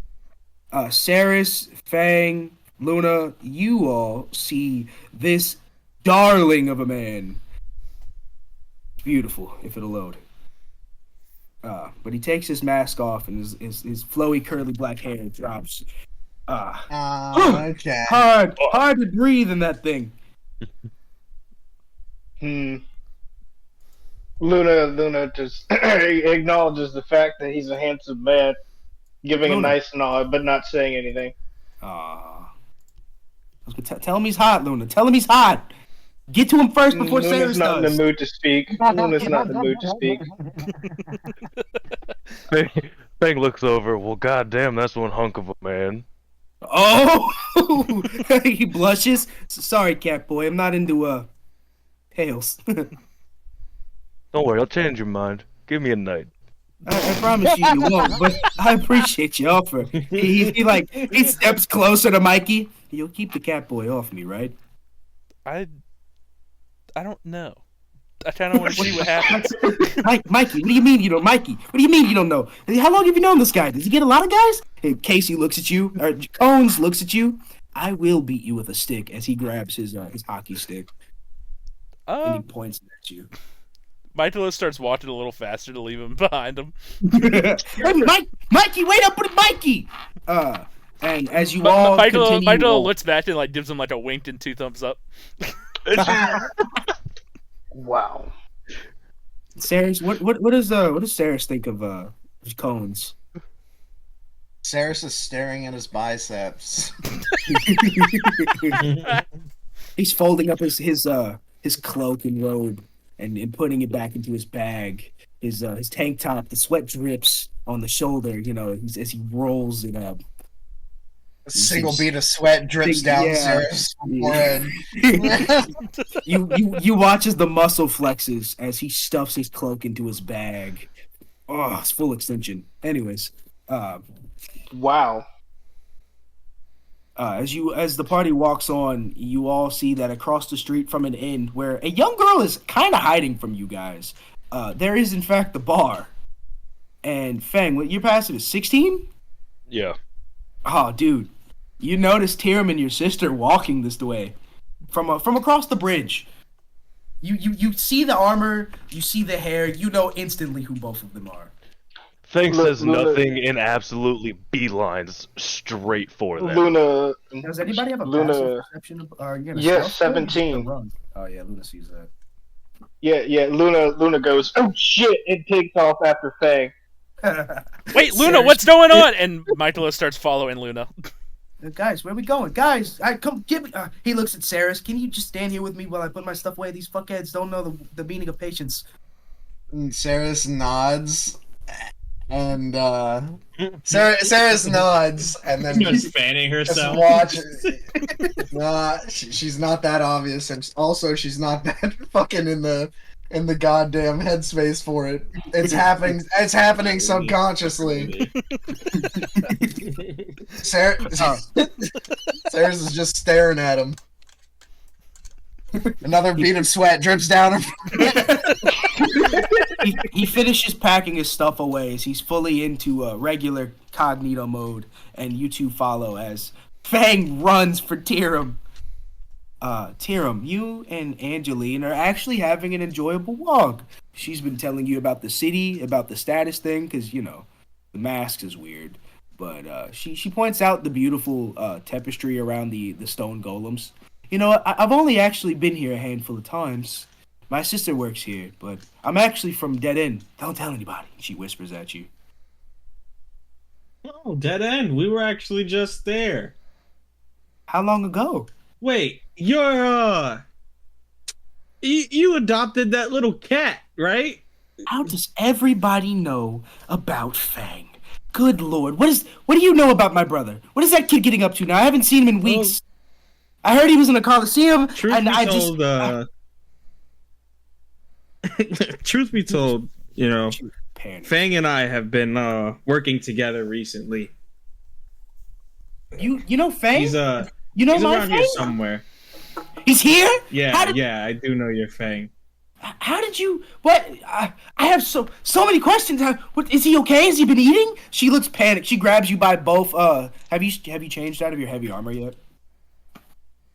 No, I haven't had time. She grabs you by both slots in your chest plate, and she brings you close. Where's he at? Where's that little furball at? He's dead when I see him. Oh, you know how much he stresses me out? Has he been eating? Has he been sleeping? Is he okay? She just looks panicked. Also, what are you doing with my brother? Kind of a long story, but the short end of it is he wants to do something, I want to do something, and we just happen to be aligned in our objectives. What are you doing? She crosses her arms and starts tapping her foot. What are y'all doing? Is that what this was? You come in there to get my attention, to tell me you done ran off with my little brother doing God knows what? I knew you were too nice to be. She starts like tapping her foot, rubbing her forehead. This has nothing to do with any mission or objective that we happen to be on. I truly just want to spend time in your company. She blushes a little bit. She rolls her eyes. Whatever. Come on. You give an old soldier a bright day. She stops tapping her foot, rolls her eyes. You know what? You got a lot to explain and to do over this drink, all right? It better be a good one. And she starts, like, hurriedly walking towards the bar. Tyrum just follows. And as Tyrum and Angeline cross the bridge, you run into none other than young Mr. Fang, who has made a beeline sprint for you guys. You all meet in front of the inn with the young lady and the bar across the street. Luna, where are we going? So because I see this, and there's obviously a core. They look similar, don't they? Lois and his sister. Not at all. No. Oh, they don't. Okay, cool. No. All right. So I'm just chasing after Fang because I don't know what the hell he's doing, and we're trying to stick together. What the fuck are you doing? Why'd you leave Dead End without telling anyone? As soon as you open your mouth and say that to her, she yanks you back, like from the ear down to her level. First of all, young man, do you know how worried I was about your little ass? I haven't seen you in weeks. Fang, do you understand? I closed down my shop to look for your little ass. She's like yanking your ear to the side. Hey, Michaelo. Tyrum, did you do anything uncivil in that building? Angeline yells at you. Quiet, you! Didn't you see him talking to my little brother? Excuse me. Let go of my ear. She doesn't. She yanks it harder. Don't you tell me what to do. I've been watching you since you were yay high to a grasshopper. God damn it, Fang! You never did this. Luna walks around the little argument that's happening, right? Or rather, the ear pulling that's happening to talk to Tyrum and ask him, "Did you do anything uncivil in that building?" Why would you even think that I would do something like that? Excuse me, miss. Because I know her body is stored in there. Also, shut the fuck up. She doesn't know that I killed her sister yet, and I would like to keep it. Wait. That's her. Luna turned his back to fuck. What is his sister's name? Angeline, and his mouth just drops open, and he covers his face. He's like, fuck. Excuse me, miss. Can you? Why are you hurting What? Fang? he yells, "What do you want, weird? What are you, a turtle? I don't have time for this right now. What do you want? Can't you see? I'm chewing out my little brother. She's still yanking his ear down. She's got her finger in. Well, it just seems that he's kind of in pain right now. He should be. He left me at my bar by myself to run that godforsaken place. He didn't call. He didn't write. He hasn't seen me in weeks. And I stress eat when you're gone. Look, I'm going to a bar right now. Ah! She yanks your ear one last time and kicks you in the shin. You're gonna hear about this later. And then she sees Fred. Oh my God, what is that? Oh, this is my new pet. I picked it up. What was that? Oh, great. Now he's taking care of pets. Jesus Christ. He gets one pet, thinks he's an adult, leaves the fucking town. So this is a bar right here, this building we're in front of? We're inside. No, y'all are still in the street. No, we're not. We're outside. I'm asking Angeline that. Yes, it's a bar. Don't you see the sign? It says alcohol right there. Luna walks in. Very good. I need a drink. And Fang walks in after. Hey, Tyrum, who? That's Fang's sister? She storms in after you, Fang. Oh God. She's still giving you an ear. Tyrum. I can imagine. Tyrum grabs Mikey. Yeah, yes, that is Fang's sister, and AKA Lois's sister. But they don't look anything alike. No, it's an adopted relationship. Also, do not insinuate or let her know that what happened to her sister and how it happened. I just want you guys to know she has shit perception. Good Lord. You don't want me to say anything about Lois? I mean, you can lie and say nice things about her, but that's it. Why would I say nice things about that bitch? Okay, cool, awesome. Just don't say any of the... Angeline sticks her head out the door. What are you fucking slack asses doing? Are y'all coming to have a good time or what? Especially you, green guy. I don't know what your thing is, but can you just... We're here to drink. Can we drink? I need a drink. All right? She looks at you, Tyrum, with anger in her eyes, but it's all behind the anger. It's almost like a fuck me look. Michaelo slaps Tyrum's chest plate and goes, "Don't worry, I got this," and then walks in. Luna walks back out, grabs Raito, and says, "Ceras, let's get a drink." And walks. Tyrum grabs his face plate. Tyrum face palms with his face plate on. That does not mean anything good. But then he follows Angeline in. Seeing all of you go in. First round is on me. Come on, Cones. I'll buy you a beer. Oh, and first of all, Mikey, you're not old enough to drink. Second of all, Mikey, I don't want to drink with you because you're not old enough to drink, and Splint would beat me with a stick if I let you drink. So you know what? I'm going to buy myself a beer, and then I'm going to let this gentleman in the armor buy me a beer like he said he would. All right, let's go. Let's do this. First round was for her, not you. I don't know you. He looks I don't at you. like you either. This is my bro. You said it was first rounds for everybody. That's what you said, right? No, first round on her. Angeline just shakes her head at you, at both of you. At that moment, Fang pops his head out the door. Hey, Cone, are you coming to get a drink or? Cones looks a little off-put. Hey, suit of armor guy, what's up with the cat over there? Is he got all his shots and everything?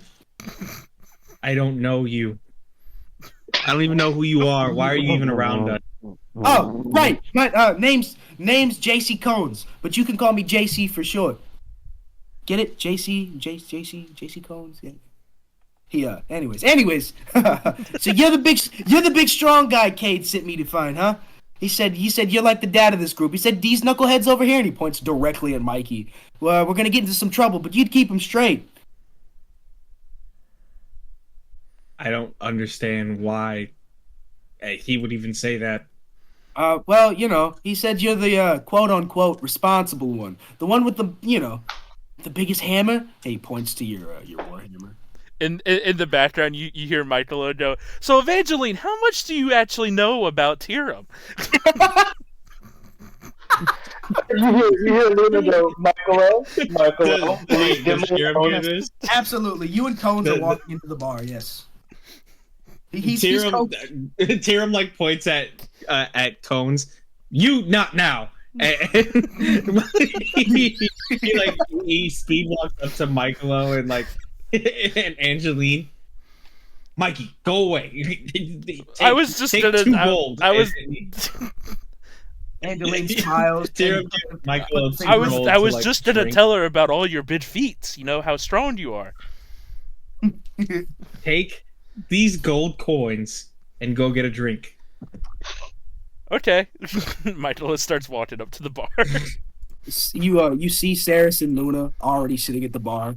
What have you both ordered? There's a human man by the name of Bob behind the bar. He's a rather fat individual, but he doesn't look like he says a lot. He stops in front of the two of you, and then as Mikey's approaching, he kind of looks disgusted in his face. He looks at Fang. What's the strongest thing you got? Let me see. Angeline is like, but as Mikey's walking away, she looks at you, Tyrum. I don't actually know anything about you, huh? Care to tell me more? Well, I'd rather be the one to tell you about myself than that turtle. He's pretty strong. Yeah, he seems like a not good now, kid. Michaelo. Best thing we got is Triton's rum. I guess that'll have to do. I'll take a shot of that. I'll take two doubles of Trident's rum over here. I'll take a large mug. The bartender lines up 17 shots in a large mug, and he pours an entire bottle of Triton's rum into all the shot glasses, and then eventually filling up the mug with the remainder. Listen, you guys seem like big spenders. I'm just gonna give you these. You do what you want with them. There are 17 shots in front of the party of 7. After drinking these for 3 hours, you all get a +2 to dexterity and strength saving throws. By the way, BT dubs. Oh hell yeah! Yeah, y'all gonna get that liquid strength. Michaelo's gonna try to sneak a shot in from Cones. Roll me a stealth, ninja boy. Oh, that's a 14. Mikey, put it down. You don't need it, and I'm serious. If you grab a thing of alcohol, I'm gonna drag you outside, and I'm gonna kick your ass like Raffle used to. Do you remember what he used to do to you, Mikey? He used to put your head in the toilet. Don't make me put your head in the toilet. Michaelo says, "You can't stop me," and immediately downs one. As soon as you go to down it, that is. Never mind. Casey instantly pulls his hockey stick out and goes to smack you in the back of the head and just whiffs. God damn it! Yeah, whatever. Did he maybe accidentally hit somebody? Nah. He just whiffs Mikey. Michaelo just starts laughing. All right, Kate. Seems like you're losing your touch.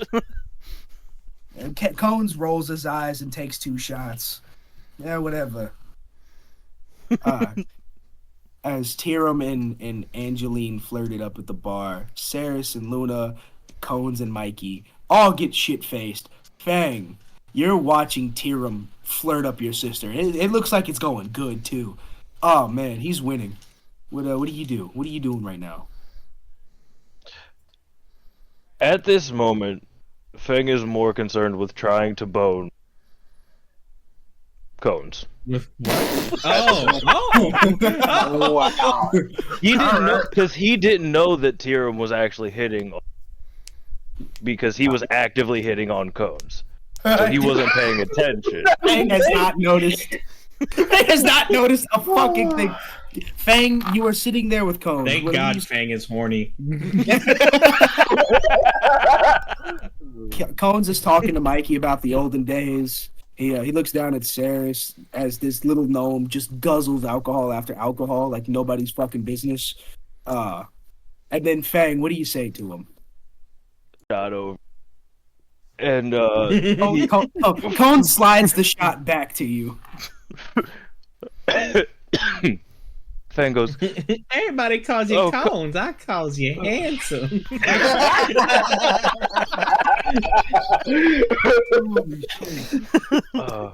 I like it and I Come on. won't you. Now we can do this the easy way or we can do it the hard way. oh god damn it. Oh fuck. Fang takes a shot and he takes another, so he has 2 shots, and he slides one back over to Cole. He goes, "Take one with me, just one." God. He looks at you. If I take a shot with you, will you just lay off and let me enjoy it? I haven't seen my little nephew here in some time. Will you just? I'll take the shot. You just let me enjoy this with him, please. All right, I can give you that. I appreciate it, friend. And Wow, Cone wow. slams the shot. Slams it like a real man. No face change. He gives you a little wink after, and he turns back to Mikey. While that's going on, Michael is gonna look at Ceras and be like, "Hey, Ceras, are you okay? You're pretty quiet. I mean, like quieter than normal." Ceras, how many of the 17 shots did you take? I'm pretty sure there's 8 left. Okay, Ceras took. She had a rough day, so I'm gonna say she probably had about. How much is there? I'd say she's small, so it's gonna affect her more. Yeah. So I'd say if everybody else has taken what, 2? Just about. Yeah, Don't count me. I have a mug. Yeah, Luna does have yeah. an entire mug of straight rum. All right, yeah, Ceras has taken 3. Roll me a con save. Let's roll the die. Ooh, well, that's not the best. What's my modifier? What's my modifier? Con. Yeah. Oh, I have a +6 to con. Jesus. damn. Holy shit. Ceras is a liver. That's a 15. With her liver. A 15 with the liver, Ceras. You're feeling pretty buzzed, but you're feeling loose. Ceras looks over at you and goes, "Today was hard. I will be better tomorrow." Unless maybe a couple more of these drinks and I will be better. Boy, does the gnome always ride on her board? What is she ain't got no good lungs or something? She's not a talker? What, you never heard of a mute? Never heard of a Oh, mute? I've got an intense lung capacity if you want to find out. What? Wait, what? Cones looks at you and blushes a little bit. In what sense, little one? What do you Ceras looks like Ceras is like not. She kind of just stares into her drink and is like the excitement that she should feel at flirting is like nothing. Not there. Oh, it's not there. Cones whispers over to Mikey, "Why are your friends so goddamn horny?" I don't know. I've never seen him like this before. I've never met him before. This is quite the group of people you got here, Mikey. How'd you come across these guys, anyways? Ceras writes on her board, "Just tell some fun stories, pretty boy." Cohen slams his second shot. Stories? I got stories for you. Me and this kid, we used to run the streets in the sewers. Those obsidian depths couldn't stop us and his brothers. Man, we used to bust up all kinds of bad guys. We had a group of fishmen called the Leatherhead Gang. They really stuck it to us. They beat the shit out of my kid. They really did. And what's this Leatherhead Gang? Were they attached to the bootstraps? Those guys wish. They were just a bunch of clowns. They were just a low life. They're just some petty thieves. But What do you know about the bootstraps? I know that they got all the money in this place. Bootstrap is Roman's territory. He's taken over Gabriel's everything. All his connections with the elves, the humans, with the gnomes. That guy's in deeper than circuit wiring in a goddamn runestone. You know what I'm talking about the strange jester symbols I've been seeing. Very odd. Ah, yeah, that's Roman's new symbol. He's using it to announce that he took over Gabriel's stuff, but you know he can't say it because he's a big politician too. But around these parts, Roman Sionis is untouchable. He gets away with whatever he wants in the sewers.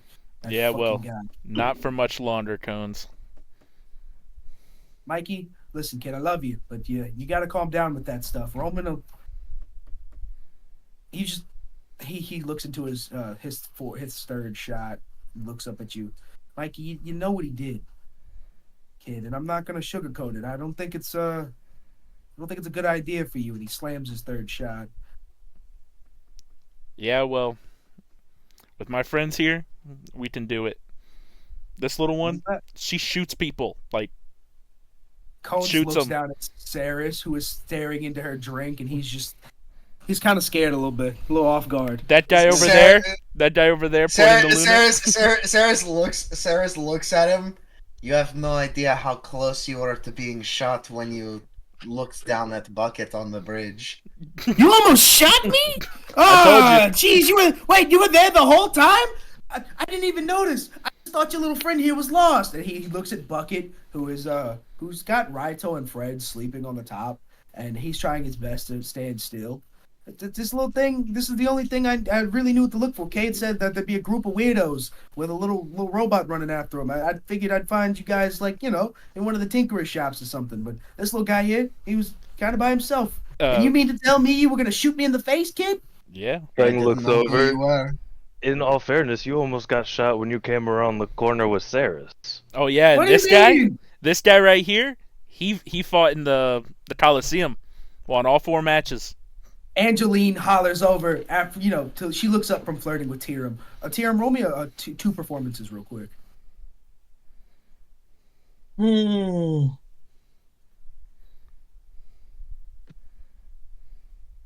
That was a 14 and a 12. Occasionally, you all hear Angeline giggling and snorting at Tyrum, but she overall still looks kind of sad. But she looks to be enjoying herself. And then, yeah, she hollers over. He was in a fucking Coliseum. I can't believe the kid went from dead end to dusty coins to fighting some goddamn Coliseum. She slams her 4th shot. Slams her 5th shot. And that guy over there pointing at Luna, he goes, he ripped out some bear's spine. Like, it was gross. Luna is reaching over for Raito with the mug in his hand and is just slowly petting Raito while taking sips from his drink. I rolled a 1 for Constitution. Luna, so I'm pretty fucked up. Yeah, you're feeling. You've made your way through 3/4 of this mug at high speeds. You've been beaten a little bit today. You've ripped a woman apart, and that alcohol is kicking. You're drunk. You're kind of sloshed. He can also turn into a weretiger. It's kind of weird. Cones gets up after hearing this, takes a step back. You're not one of those Silver Moon peoples, is you? They've been moving into the city up here, selling their pharmaceuticals. Luna, I kind of stand up a little bit, kind of staggered. Said, "Fuck you say about them? What?" It heard me. They run pharmaceutical shops all over Newest Yorkshire, selling lycanthropy as a cure for lost limbs and cancer and shit. You know, they're a bunch of phonies, if you ask me. Bit of a cult, but yeah. Luna staggers towards him, puts his hand on his shoulder, goes. He pushes your hand off his shoulder. Don't touch me. I fall over. All right, well, I think that's enough for your friend here. Hey, strong guy, stop flirting. Come help your friend. Fuck off! I don't know you. Tyrum, he's okay. He's my friend. You tell me where I could find those places. You tell me now. Listen, bud. Seeing as your face is still in the hardwood floors, I think I'll wait till you're a little more sober-minded. But you just enjoy the air down there, I tried to get up, kind of shake a little bit, put my hand on the bar table. Michael is gonna try to help him up. Oh, okay. Damn. Do I still need a roll? Nah, they're gonna help you up. Fang needs to roll a Constitution real quick. Everybody get drunk. Fuck it. We don't have anything to do in this city. That's what I'm talking about. Get shit-faced, all of you. I mean, no. Listen, you're gonna tell me where I can find one of those places. Listen, Like I Luna. said, Sooner or later. I'll tell you He's what you holding wanna on to know. Michaelo. I'll tell you what you want to know when we get to my contact. You just rest up, Fred. Tyrum, Angeline's been snorting and laughing at the stories you've been telling her. What are you telling her about? Telling her about how Gonna lay that how pipe. Fang almost got eaten by the fucking suit of armor. You're telling me that kid just stuck his hand into a mimic's mouth? Yeah, after we told him not to steal nothing. How many times did you tell him that? He's always been a klepto. It's bad habits. Ever since he was a young boy. Ran the streets, pickpocketing people. Never fucking listen to me. What's it called? He's probably told her like some stories about when he was a sellsword, just kind of like helping and like times where he was just like helping animals. Come on, spitball me an animal story. Yeah. Yeah. Oh, dude. Okay. Also, all of you are drunk, but you can all roll me a perception at disadvantage. So Michael is not drunk. Yeah. Mikey, He only had one shot. Mikey, you're fully aware of everybody. Well, first roll was a nat 1, so Ceras is out. Oh no! They're dropping like flies. I got it too. Ceras and Luna are drunk as shit. Y'all don't hear anything. I happened to take up a job. An old man. He was a blacksmith for the town. He he had lost his dog, so I took the contract to go find his dog, and I followed its trail through the woods, and it took me to the Feywilds. And while I was there, I saw the Feywilds for a dog. Oh my God, Tyrum, how'd you get I out? wasn't lost. It wasn't a long trip per se, but I found the dog drinking from a pool of water, and there happened to be sirens. No. Yeah. It was terrifying. They were trying to coax the dog into coming into the water. Did they get the dog? What happened? No, She looks really stressed for the dog. Also, she's kind of woozy. I jumped in and I grabbed the dog, and I turned back, and I gave him a nice little piece of this bear that I was hunting earlier. Oh my God! And I gave him some bear jerky, and we walked back to the blacksmith's town, and I gave him his dog back. You know, they say the heroes that stopped the Orc War, they had some weird encounter with some sirens like that too. At least that's what the legends say. They say the King of Armorfeld was a true hero that day.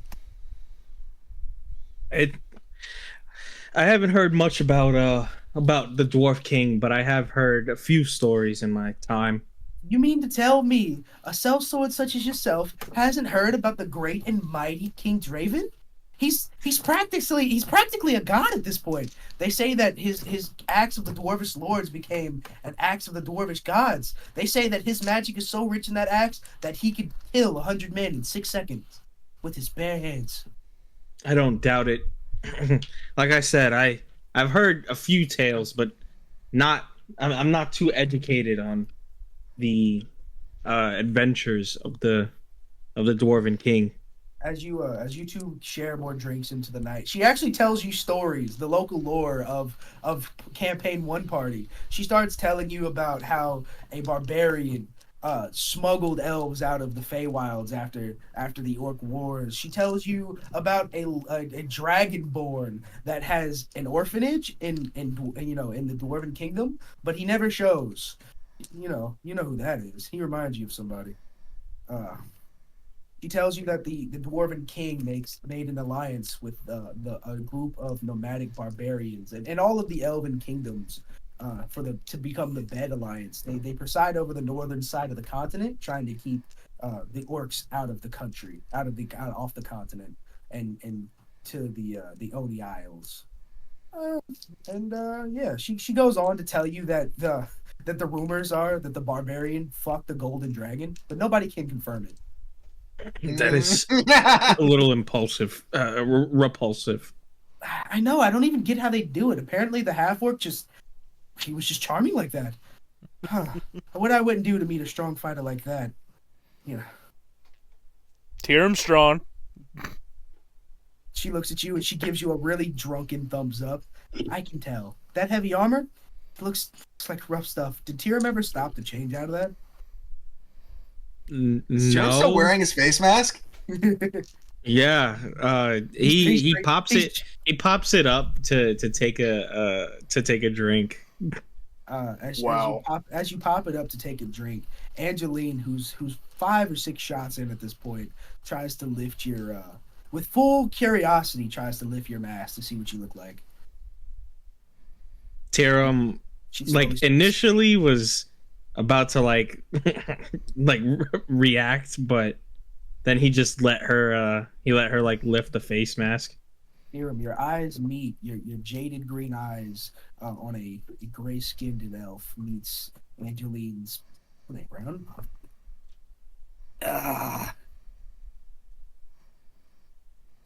Yeah. We'll just say she has brown eyes, but based off the bar lighting, they seem to have a gentle glow to them, almost like a hazel color. And you guys see face to face. Lots of honey. Yes, and you see face to face for the first time. That big scary armor probably pushes a lot of people away, but you're actually pretty handsome under there. I do it for my protection. I can't fight off every woman when I go town to town. She runs her hand through your chest plate. What women? Quite. Angeline starts laughing. Exactly. That means my mask works, Michaelo. She wipes the tear out of her eye and she orders a quick order of chicken. Oh, you meant Narya. Who's Narya? Who's Narya? They both look at you very confused, Mikey. Yeah, kid, who's this Narya? He's also pretty drunk at this point. Luna and Ceras are sloshed. Fang is pretty sloshed. Would Luna potentially react to that? Because I feel like that was Luna, you know her name. You know who she is. Yes, absolutely. Yeah, I know. But I'm saying, like, right now, would that make my intoxicated ass hit my ears perk up from hearing that? I mean, Mikey's not quiet. You can definitely hear him. Yeah, but I rolled terribly. I mean, you're drunk as shit, but you heard it drunk as shit. Oh, the fuck? Why are you bringing her up, Michaelo? Because she flirted with Tyrum. Oh, big woman's guy, are you? Angeline nudges you, Tyrum. Not really. The girl was starved of attention. My. You big strong knight like yourself wasn't gonna help her out. I'm sure you've got plenty of women throwing their feet at you. Michaelo gives you like a wink, Tyrum. Wingman.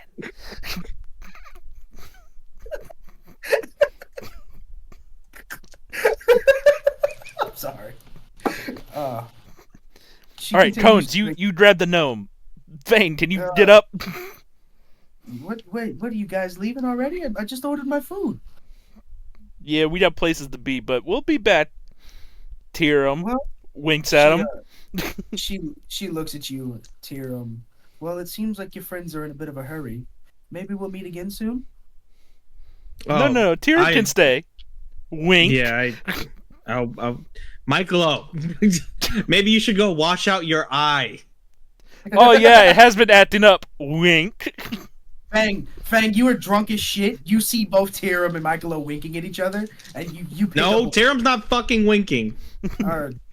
Okay, you see Mikey winking a lot at Tyrum. What the fuck is wrong with the turtle? Why are you winking at Tyrum? Fang, can you walk? Come on, let's go. We gotta go back. We gotta go find Kade. Come on. Luna is laying on top of Raito. Luna where is being carried by me. Owens has got Ceras on his back. He's kind of stumbling, but okay. Bye, Tyrum. We'll meet back at you know where. Wink. Wait, why is Tyrum staring? And why are you still winking, Tyrum? Don't worry about it. I'm not winking. No, he was saying that to Michaelo. He was saying, "Why are you winking at Tyrum?" Don't worry about it, Fang. It's like an inside joke between me and Tyrum because we're cool like that. All right, come on, let's go. Where are we going, Michaelo? To meet up with Kade. As the party starts stumbling out of the bar, Angeline calls Fang. Kid, on the account that you introduced me to someone as sweet as Tyrum, I won't kill you. But I swear to God, if you get hurt, she slams another shot. You just be careful. Look. I'll be fine. Don't worry. She tears up a little bit. I don't want you ended up like Lois. And then she turns to you, Tyrum. I'm sorry. I think you should just go help your friends and just keep an eye on my Fang, please. And she gets up. Luna whispers over to Michaelo. Didn't we kill her? Drunkenly. Michaelo is going to knock him in the head to knock him out. He also said he whispered that. Oh yeah, but Michaelo is still gonna do that. Angeline rolled in that one. It doesn't matter. Michaelo is still doing that. Luna is knocked out. Angeline pays her tab with 2 gold coins and thanks the bartender. She blushes at you, Tyrum, and she gives you a little bow. Would you at least give me the pleasure of walking you to your inn? She smiles and tilts her head. Tyrum, that would be sweet, but not this time. And she quickly gets up and before she leaves, she hands you a handkerchief.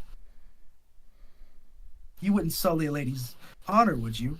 Be sure to bring that to me the next time you want to buy me a drink, please. Tyrum nods his head. You take the handkerchief. Yeah. The maid from across the street at the inn that you were talking to earlier, you can see her start to like stomp her foot, turn around, and storm into the inn. She's been hawking you since you walked in the bar. What a stalker! She was gonna come try to shoot her shot again. But, she just the size difference really made her feel defeated. Damn. Yeah. Well, the party exits the bar. Great.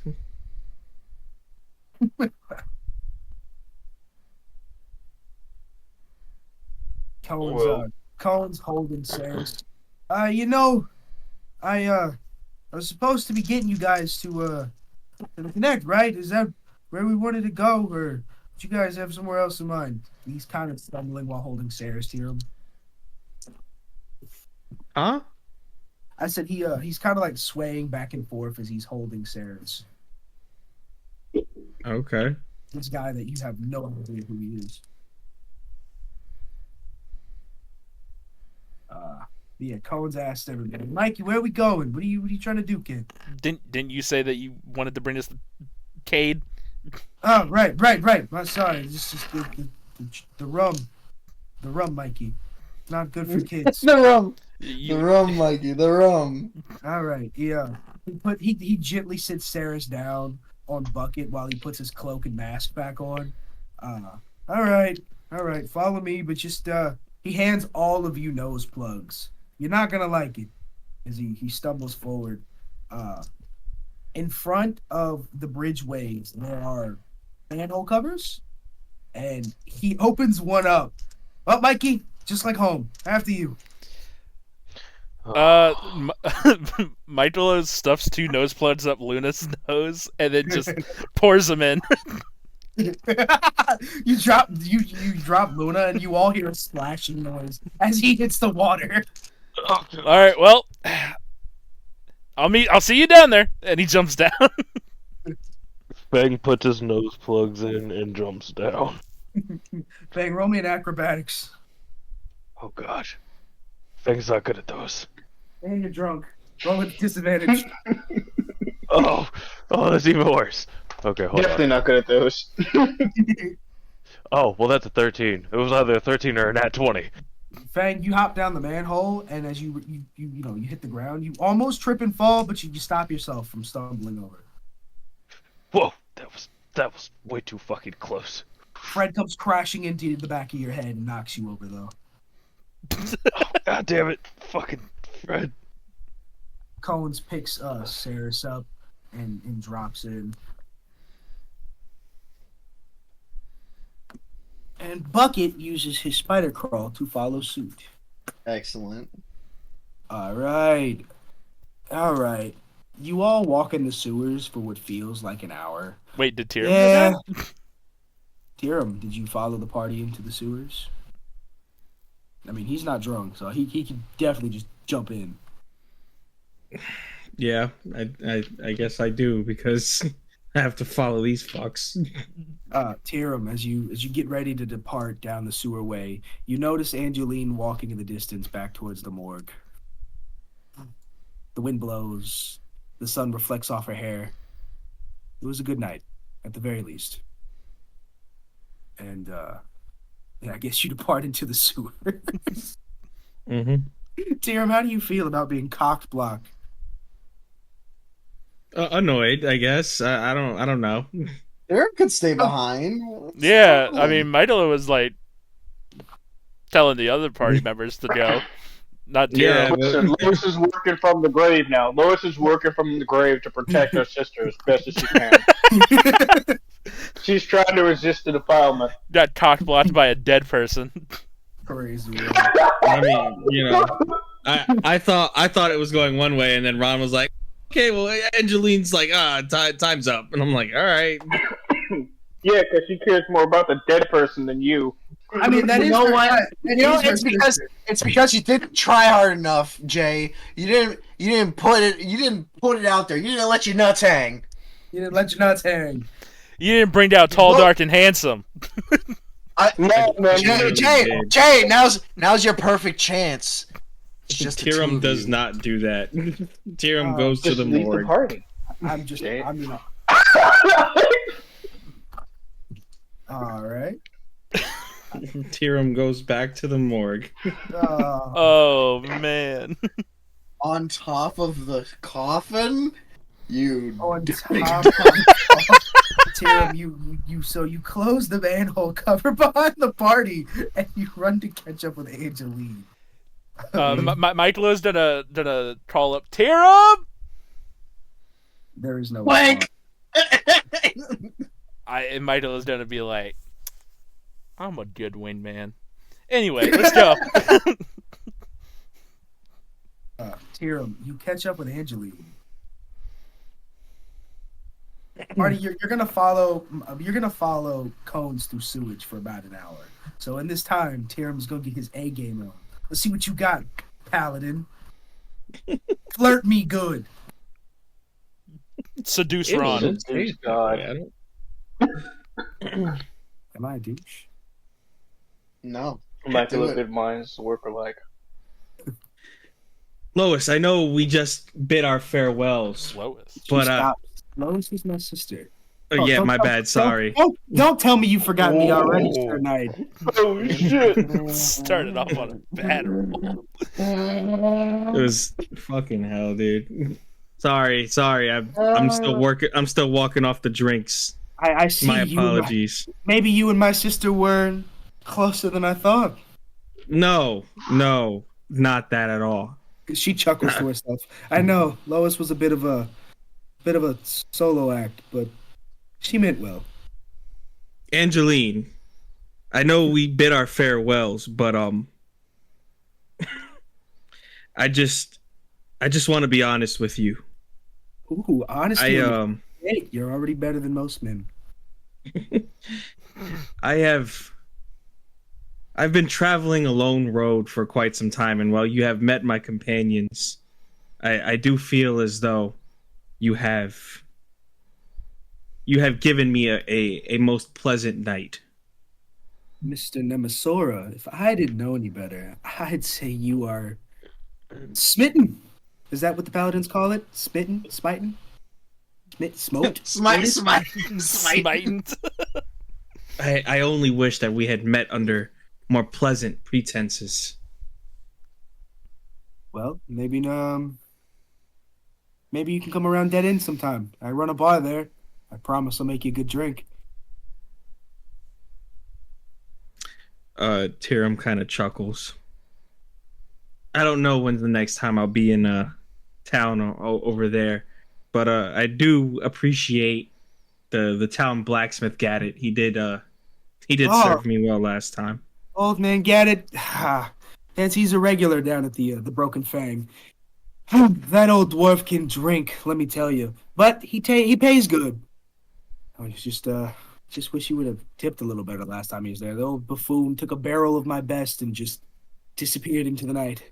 Well, I'm sure he's going to be tipping well. We definitely gave him quite a bit of currency. I appreciate it. You know, things have been a little slow. Old man Gaddit, he loves the blacksmith. He's a good guy. Well, I mean, Sir Tyrum, it seems you've already come all this way. It'd be a shame if you couldn't at least walk me home. The inn's just around the corner. It would be an honor.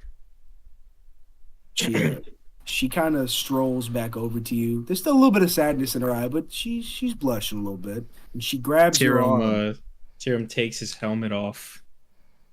The crowd stops. Everybody looks at you, Tyrum, and you're like a rock star. Elves are one of the few races that helped rebuild Newest Yorkshire after the Orcs.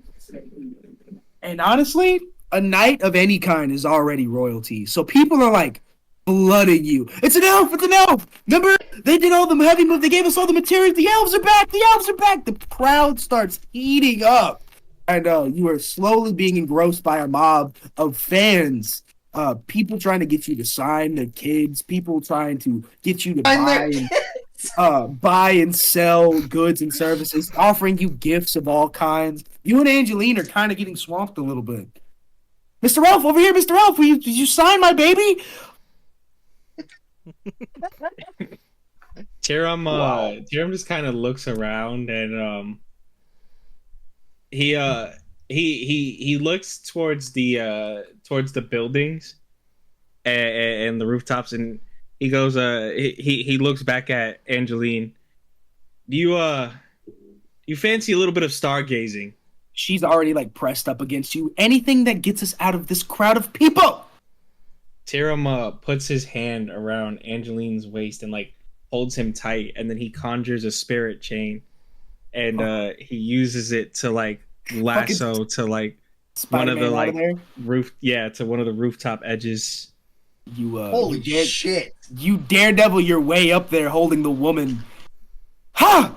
Oh, she like regains her footing. She trips a little bit. Hi, full of surprises, aren't you? Oh, she looks at your chain. Where did that come from? What is that? Tyrum lets the chains dissipate. It's sort of like a gift that was bestowed upon me. I've never seen such pure magic before. It's so radiant. It's almost divine. The crowd behind. Oh my God! Did you see that? That guy used that elf use magic. Oh my God, Mr. Elf, come back!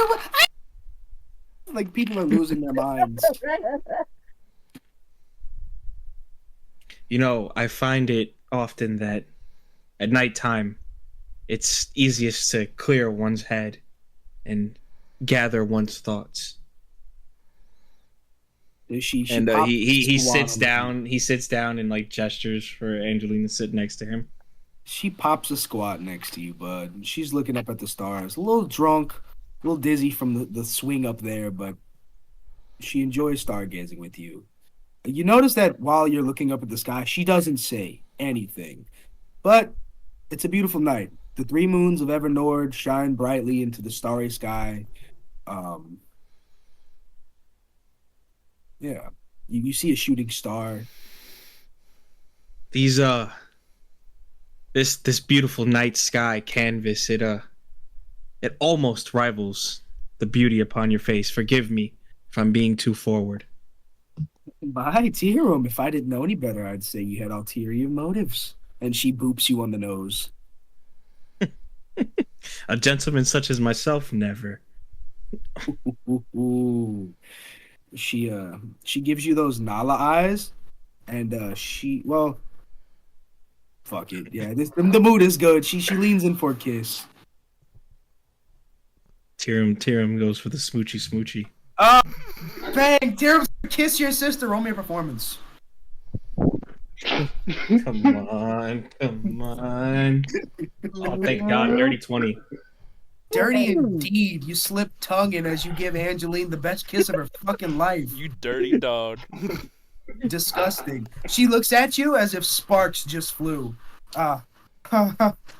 She quickly stands up. you know, Tyrum, I don't often do this on such short meetings. I don't know. Must be the alcohol. I don't know what came over me. A fair maiden such as myself. Sorry, I just was overwhelmed by all the beauty around me. I'm starting to talk like Wilson Fisk. Vanessa, Angeline, this is the perfect ambiance, and I just felt like it was the right thing to do in the moment. Roll me a performance or persuasion, please. Okay. Well, fuck it, I'll Jumps take on the Tyrum, he accidentally persuasion. falls in love with I guess I'll take persuasion since it's a bigger bonus, but 21. You can tell Angeline looks smitten. You divine strike, but you didn't use your sword. You touched that girl's heart. Holy shit.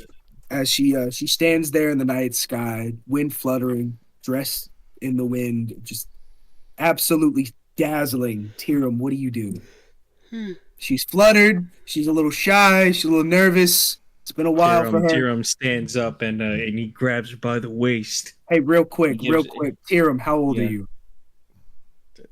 I mean, Tyrum canonically is like 125. Guys, Angeline is only like young. Angeline is only like 28 years old. God damn it! Why are you pulling a? Why are you? Tyrum's a pedophile. Tyrum's a pedophile. He's an elf. It's perfectly fine. It's like dog years. It's like dog years. It's perfectly fine.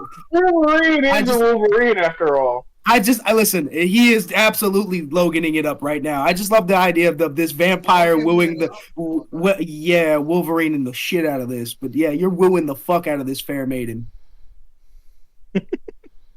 She puts her hand out and closes her eyes. Oh, you already grabbed her by the hips. Yeah. Continue. Tyrum already striked. I'm not gonna. Oh, you're not gonna get into it, Tyrum? How does it end? This is my rom-com. I signed up for story. The camera pans up to the moon sky. How open is Angeline? Angeline is this like a? He's got to take the risk, Jay. Listen, you is still this like a star situation? I feel like you still need to escort the young lady to her inn. That is all. I'll leave it. I need to read more TikTok women books. Exactly. After another passionate kiss, Tyrum Tyrum pulls away, and he's like, I think it'd be a little bit more fun and a lot less invasive if we took the rooftops to your inn. She nods, very excited to see how you're gonna get her to the inn. She points over in a direction. It's that way, Sir Nimisora. She's just wow, swooned. And then Tyrum like gestures for her to like climb onto him. She jumps into your arm, fucking bridal carry style. Yeah. The dress tucking under the yams. She kind of thick. Tyrum's running the rooftops with her. Yeah. Hey, Tyrum, roll me a perception. Oh, I thought you were gonna swing through the streets like Spider-Man 2. No, fuck that. Nat 20. Oh. Wow. Okay. All right, Jay. You've set the mood for this woman. The night is very young, and things are looking great for you. Passing the morgue for the final time of the night, hopefully, you run across the rooftops, and in the night sky, you lock eyes with one knight who is exiting the morgue. You know the suit of armor. You know just how annoying he can be. You know that little shit from anywhere. Oh my god. As you carry Angeline off into the night, you lock eyes with Dason at the morgue as you pass to Angeline's inn. Holy fuck. So he sees me. Y'all see each other, but he doesn't look to be doing anything about it. It's also dark. I'm not going to tell you what he rolled on his perception, but you can just tell that he glanced in your general direction when you glanced in his. When there's that brief... He doesn't outwardly react. I'll say that. When there's that brief bit of eye contact, Tyrum's muscles kind of like seize up a little bit, and he like kind of like squeezes Angeline's thighs a little bit on accident. Yeah, your hands sink in. It's like a goddamn marshmallow. And then he snaps back to reality and remembers that he's holding another human being, and he just keeps on going after reading that Dason is also not being very reactive. You run off into the night with Angeline until finally you arrive at her inn. You're on the roof across the street.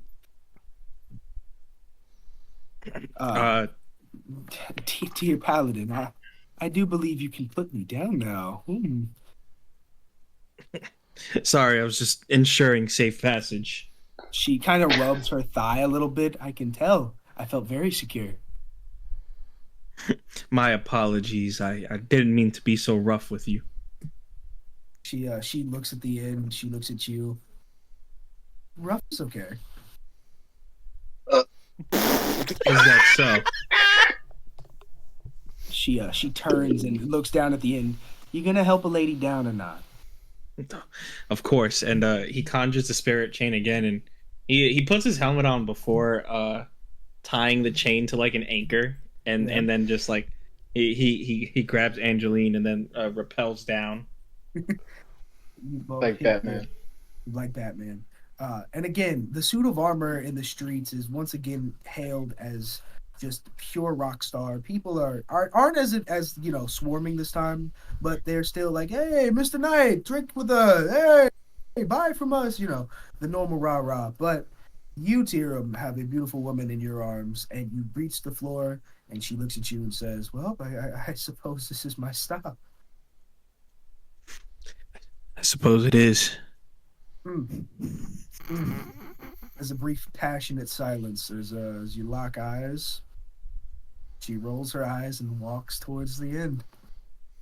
But there's a lot of sway in those hips.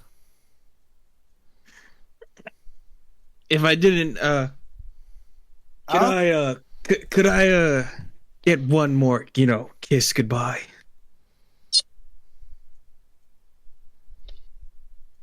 Roll me a persuasion. You're just loving this, aren't you, Ron? I'm absolutely losing it. It was a 17. She looks over her shoulder at you, and she gives you a little wink. She says, "I got to be a little hard to catch. Can't give you everything on the first night." And she continues walking away bombastically. Bombastically. Yes. I mean, she's bouncing everywhere. Yeah. Damn, after all that, he still couldn't get it. Still cockblocked by a dead woman. Hey, listen, Angeline's by the DM. No, how much does Tyrum have to roll to seduce the DM? He would have had to roll. He would have had to roll an 18, guys. He was close, but she's not a first night kind of gal. She's a fair maiden who's saving her heart for somebody that loves her. Well, that heart could have been pierced by, a sword. She is absolutely swooning over this mysterious night, but she's still a lady with values and principles. If she gives it up before marriage, she'll never get married after that. She's already got adopted siblings. It's rough out here for her, all right? But she's putting on a show for it. She's here. At least you'll give her dreams. Exactly. Besides, this isn't going to be the last time Tyrum sees her, so I like the building. Also, the best part is we can go to Dead End whenever we want. Exactly. Oh boy, Tyrum, I'd have but one question, fair night, as she turns at the inn door. Yes. She hollers over at you. Will I see you again? That depends. Do you want to see me again? She points at the she gestures to your pocket and says, "So long as you bring me back my handkerchief, I'd love to." And how will I find you again? I run a bar in Dead End. Come visit sometime. But I'll be here for the funeral for the next couple days. You'll see me around this area a lot. And she blows you a little kiss. She closes the door behind her. You can see through the glass in door that she is still walking with a little sway. Backlit bedroom. takes off the top. Looks out the window.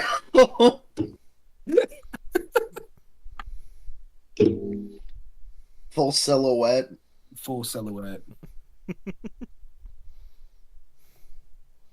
I'm invested in this now. Holy fuck! This is some pretty good smut we're listening to here. Simon was like, "I can Tyrum watching from the window." God, Simon said, "I'm almost there." No, I have listened to the audiobooks for the last it's 3 entire books of the most popular fucking Rebecca Yarros TikTok written for women smut.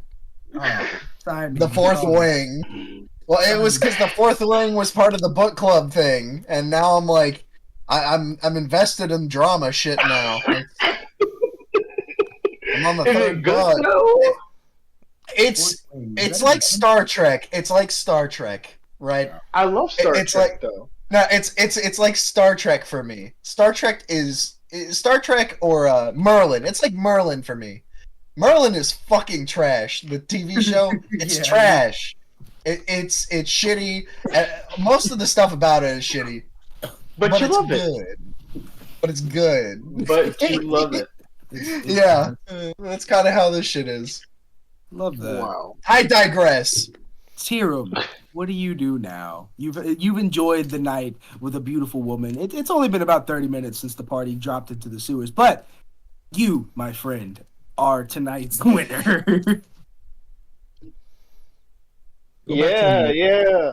I don't know, how does Tyrum feel about all this? It ended up being a better night than he expected? I think he didn't get his goal, so he said. Yeah, no, Tyrum did not get what he was going for, so.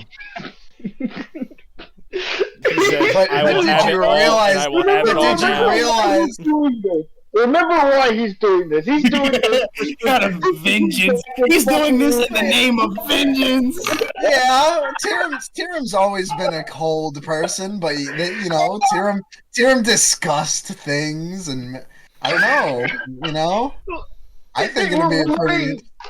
We're learning things about Tyrum on a regular basis now. Okay, at least metagaming we are, and now as a group, we know that he's not above getting vengeance in lowbrow ways. Well, yeah, but did the goal change at all, Tyrum? Did the goal change at all? If it will, it didn't change. It didn't change this time around. Right now, this is still calculated. This is still He's a fucking snake. My goal. But there is a possibility, depending on what what this character does and what this character says to Tyrum. Maybe this character appeals to him in ways that he didn't know he wanted her to. But right now, it is just a mission. I would like to say Ron said hard stop at 10, so we should probably do Rosebud Thorn. Yeah. I mean, we could, if y'all want to do a little bit more, I'm down to do Rosebud Thorn at 10. No, Ron. You guys suck. Well, fine. Before we get off, Tyrum, you've ended your night with Miss Angeline. What are you gonna do? You gonna go back to the morgue? Oh no! Oh my god! You fucking dog. So I reevaluate my statement. Do we want to see where this goes? Yes. 20 minutes. Yeah. All right. Tyrum is just kind of scouting from the shadows, looking to see if he sees Dason again. Oof, roll me another perception. But this time he's not actually like. And no, he'd still wear the armor. Anyway, yeah, that perception was a 15. You don't see Dason anymore. He's wherever he was leaving from the morgue. He is no longer there. However, it is late in the night. You do see a lot of guards for Rashim's church, like posted up around the actual morgue. All corners, on the roofs. You see a couple black priors, a lot of peacekeepers on the roof. This place is armed to the teeth in full transparency. It seems like whatever Dason was doing, he was gearing up to protect that morgue. Are there any open windows? No. No? But there are windows like surrounding the morgue, leading into the second floor. It's not open. This place is closed for the night, and they seem to be keeping watch of the building. So everything's locked up. Tyrum just throws the prayer robes over his armor. It's just over top of the armor? Yeah. That shit looks funny as hell. And just starts walking the streets, surrounding the morgue, kind of casing it, looking for weaknesses, entryways, how the guards are behaving. Does he look sus to the guards? I was gonna say, as you case the place, the guards actually end up like standing at attendance. A fully armored individual wearing Rashim robes over a nice suit of armor. They almost think you're a superior, based off of just your presence alone. They all start to like stand at attention, attentively. They try not to look you in the eye, that sort of thing. Tyrum keeps his distance so that way they can't pick it up that he's not. And yeah, again, he's just kind of like circling the morgue and trying to understand the building. Yeah, it's a 2-story building. The back half of it is clearly just like where they leave the bodies, autopsy area. But they, kind of like a catacomb in the building. But towards the front is where they do all of the showings, and the side building for the large majority of the population would be where you've seen Lois's coffin at before, in the large cathedral part of the morgue. But the whole place outside of guards is empty. Not a preacher in sight.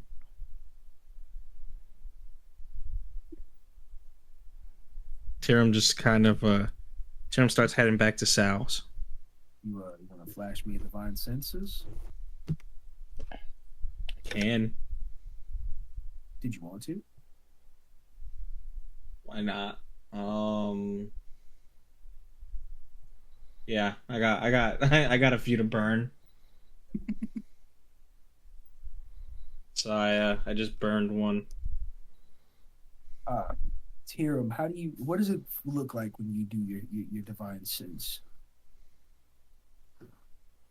I guess right now it's just kind of like he's doing like the prayer hands, just kind of like closing his eyes. Like Matt Murdock, you get a quick echolocation. You feel two very powerful celestial beings in this city. One seems to be coming from directly beneath the morgue. The other is coming from the castle. But they are two opposite fields of energy. The celestial under the morgue is necrotic and nefarious. Something ucky is under there. But the one coming from the castle, it's pure, it's radiant, it's familiar. It reminds you of Kydros. And it is prominent. You go on a limb here and say that it feels like the goddess herself was stepping down onto the mortal lands. But whatever nefarious energy is coming from the bottom of the morgue is disgusting and intoxicating. It makes you nauseous almost.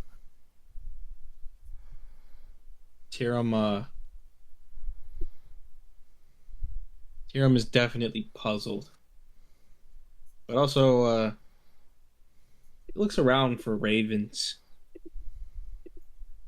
You do not see any ravens immediately. But as you look off into the distance, you do notice one cawing from the castle walls. Far out as it is, you can see that little bastard. He looks like he's taunting you. Tyrum grunts and then heads to Ceras. All right, that's where we're going tonight. Damn. Rosebud Thorn, gentlemen. Who wants to go first? I think Jay should go first. Yeah, I was thinking the same thing.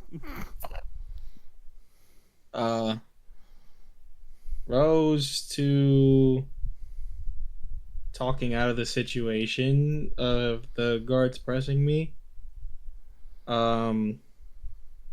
Rose to Damien trying to fuck cones. Yeah.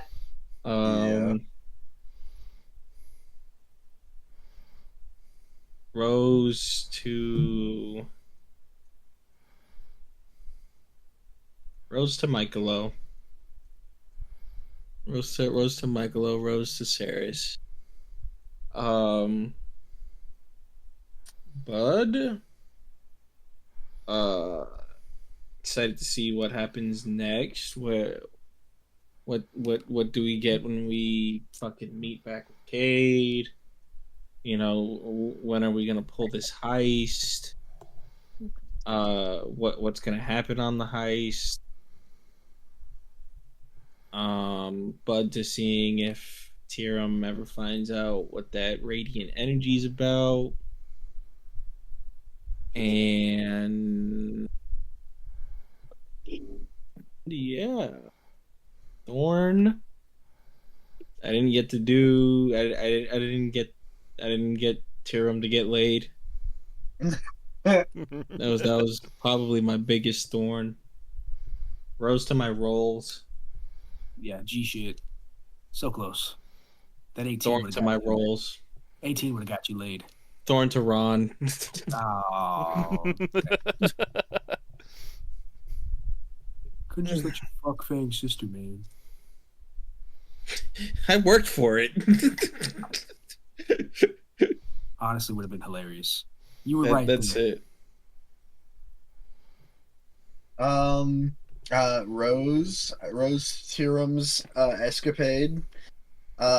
Rose to the entirety of the escape process from the beginning of our session. Rose to our beat up boy.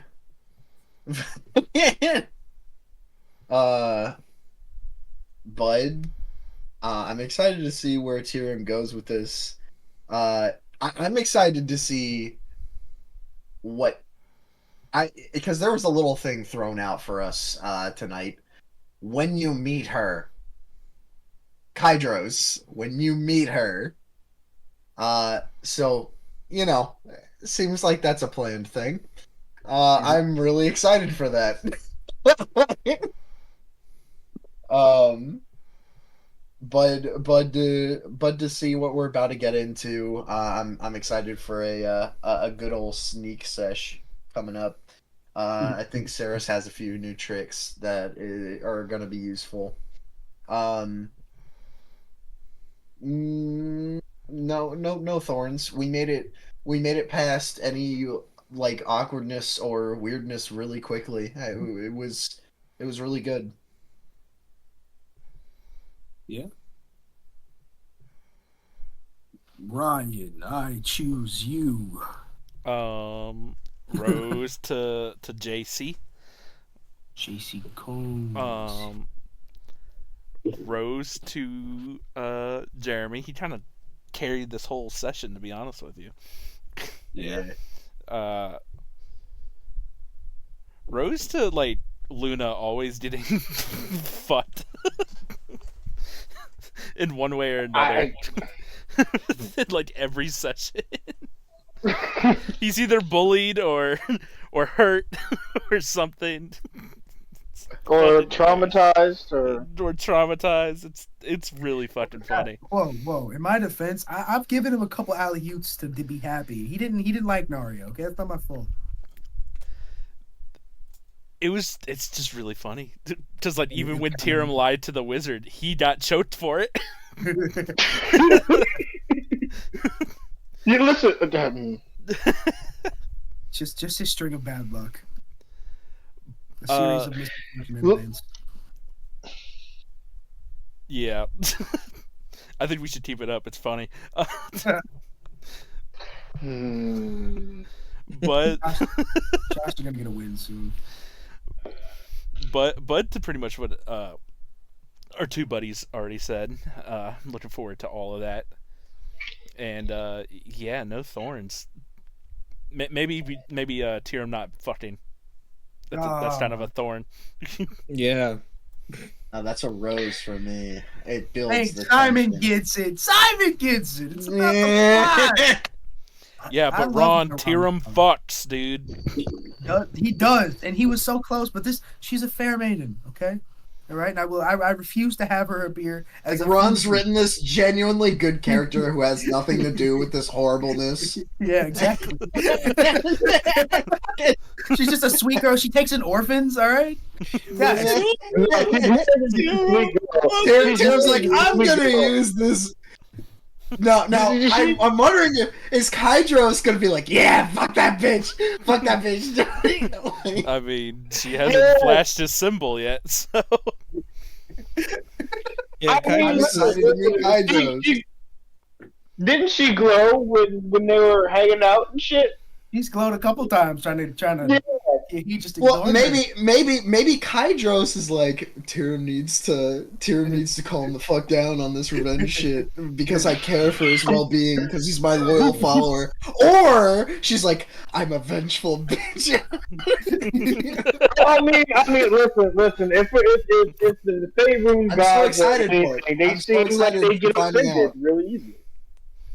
Yeah. Kydros was the evil spirit underneath the morgue the whole time. Holy shit. Well, Kydros is the god of getting lucky. I mean luck. Yeah. Not this time though, apparently. On that note, I'll go next because I have something to say about what Tyrum may or may not be up to and what life has done to Luna because of the choices of the fucking party. Okay, so Luna is directly concerned about what fucking Tyrum is going to try to do at the fucking church because he has no idea no idea how this is gonna bite him in the ass because last time he was in anywhere near this woman in their presence, spirit, any of it. No, I got fucked for it. No. Luna's the only one that's like, he killed her, and I keep paying for it. Why is no one talking about it? Yes.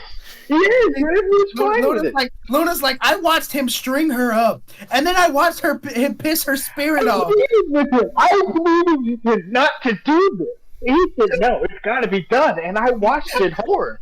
And then he lied to the mage, almost cost him his life and mine. For Luna, this is a fucking wrong. It's like, this guy is evil. This guy is bad. Guys, also the worst part is she said, "I'll be back." I could make a whole video of Luna just getting fucked by the party. Luna gets a Krillin count from Dragon Ball Abridged? Absolutely. Give me a Krillin count, please. Oh, man. A Luna count. Luna own count. Okay. So first, Rose goes to Ceras because I would have still been Berserker Rage mode if you did not give me that +4. So thank you. Ceras webbed up the bad guys. And allowed us to escape. That was, well, I mean, technically they're just city guards, but, you know. Yeah, no. Also, I just realized that technically I was walking around the entire city still bloody. No, you wild shaped. Yeah, but that doesn't technically get rid of the blood. That's so going by are clothes. You wild shaping your clothes? Because when you wild shape, do your clothes rip? So you wouldn't be bloody, you would be nude. No.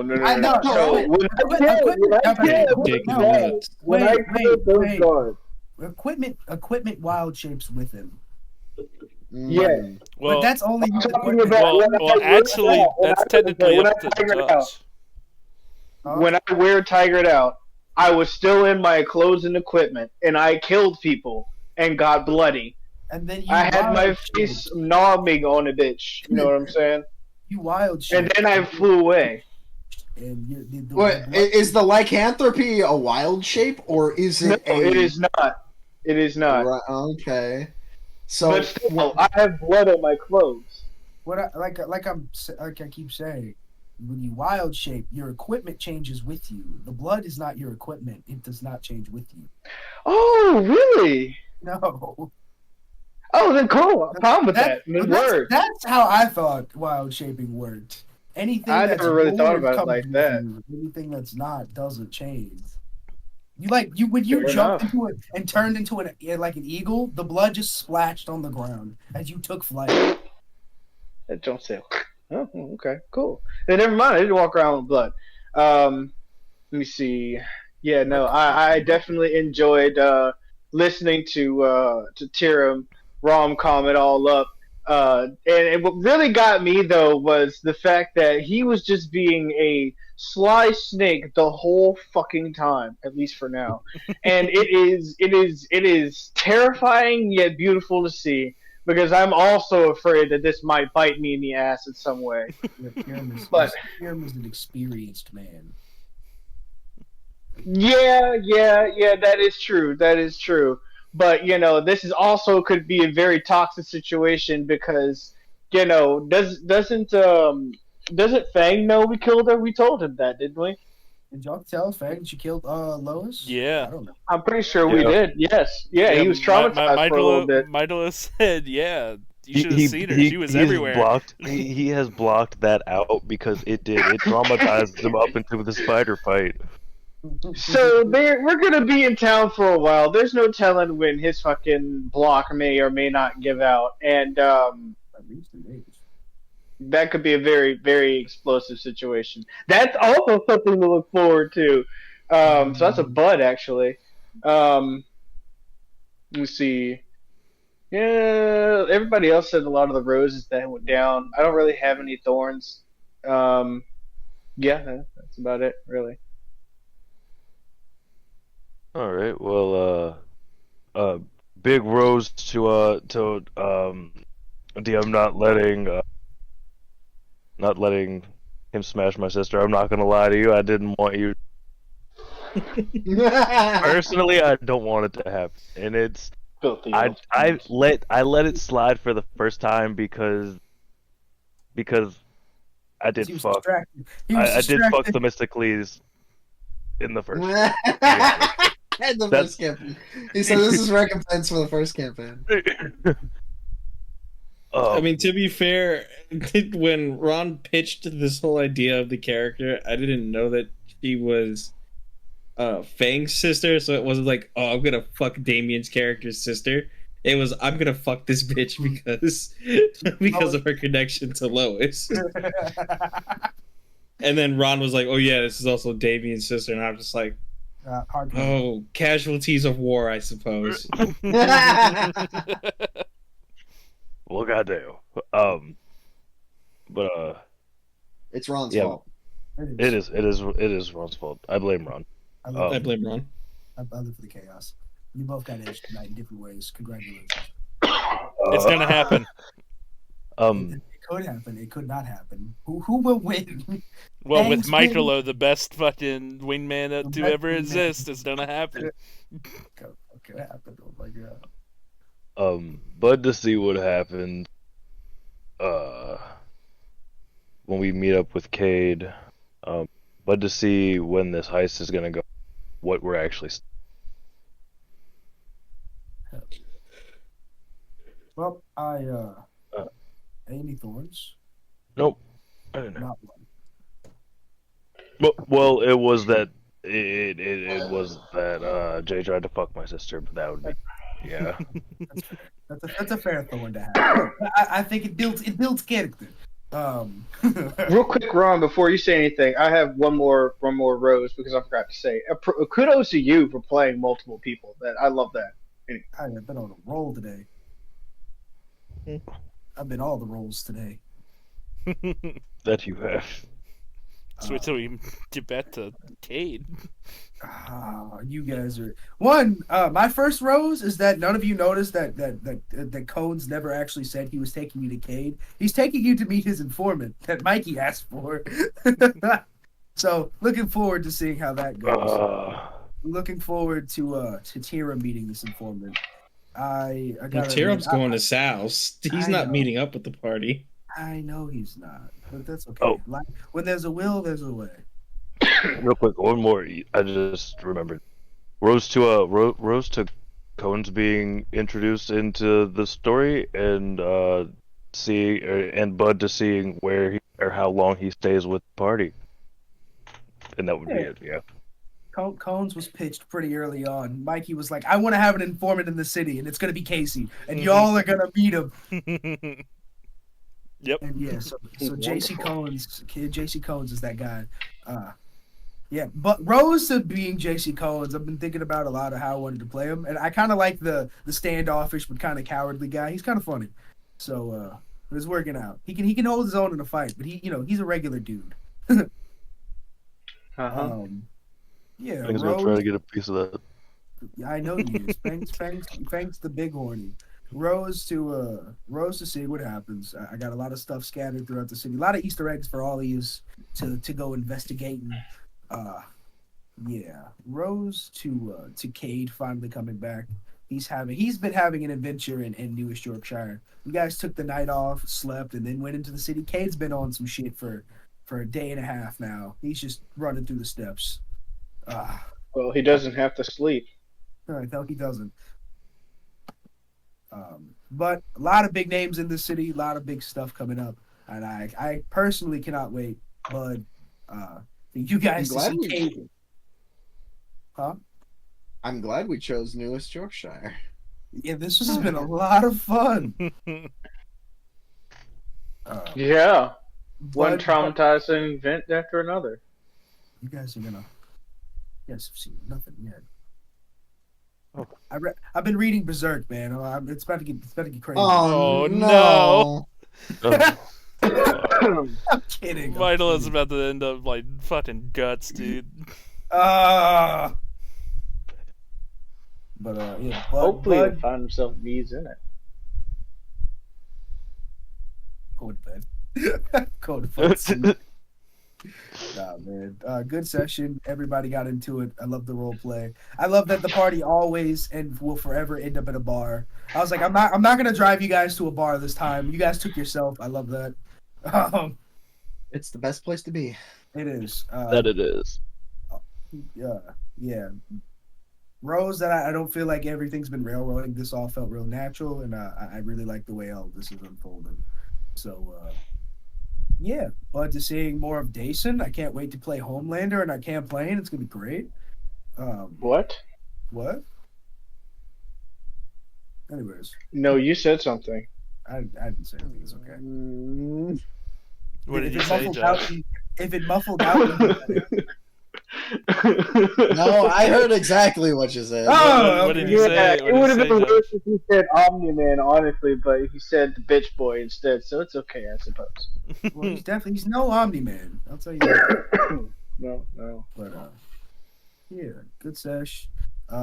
Thorn, I didn't get to see Jay smash. Thorn, I didn't get to see. It's your fault. Guys, listen, I set saves beforehand. I didn't change anything. Save that was my all. ass. That was all in the rolls. Save my ass. Why? See, Wait a minute. If I'm to understand this correctly, Jay, you were trying to fuck her from the very beginning. Like, and this was like part of absolutely pre-lore before the campaign started. No, Tyrum didn't know. Know her up until actually meeting Lois. Okay. Yeah, we fucked around with an idea early on, and I was like, I want to see how this goes. But when I decided to make Angeline, I was like, she's the big sister type. She's a fair maiden. Okay. But Tyrum's got motives, so I was like, yeah, we're gonna see where that goes, because I think Fang getting mad about it would be funny. And this is all to spite you, Damien, because you fucked the Mysticles. So I figured if you can fuck the Golden Dragon, Tyrum can fuck your sister. That's just Damien fucked the dragon? Yeah. Gore is not Did he only have kids? fucking. No. Damn. No, it was a male dragon. Yeah. First fucked a male What dragon. the fuck? Yes. Listen. Wow. Goris didn't care what you looked like, what gender you were. Goris knew that if he could stick it in, he was going to, and that's how Goris played. Yeah, Gorse also tried to steal people. It was the tail end of the campaign, and it was glorious. It was. Holy shit. Who Vio walked in on Goris clapping cheeks with the dragon and was scarred for life. It was great. That sounds fucking hilarious. Did you say you were selling people or stealing people? Stealing people. He kept trying to recruit people from every city. We went to the Feywilds, and he was like, your elf is coming with me. And the elf I tried to steal Alderman. You're kidnapping people. Yeah, pretty much. I think the terminology is influencing, but nonetheless. I'd say more strong arming and. He was like, listen. He put his arm against the wall of pinning the person against the wall, and he said, "Listen, you're gonna come with me now. It's gonna be great. You don't really have a choice." And he just intimidated him into following him. How many checks did he have to pass, Simon? The fucking dragon. Oh, dude, Gore's rolled like 6 or 7 good checks, because there was the bar, and the Mysticles kept turning him down. Yeah, Gore's fought for that fuck. It was like 3 high passes back to back, and eventually the Mysticles was like, I gave him too many chances, but it happened nonetheless. That's insane. All right, guys, I'm gonna go to sleep. Good night. Good night, everyone. Jay, admittedly, we took longer in the side stories. I thought we were gonna do more tonight, but next time you're in for a treat. Night, boys. Good night.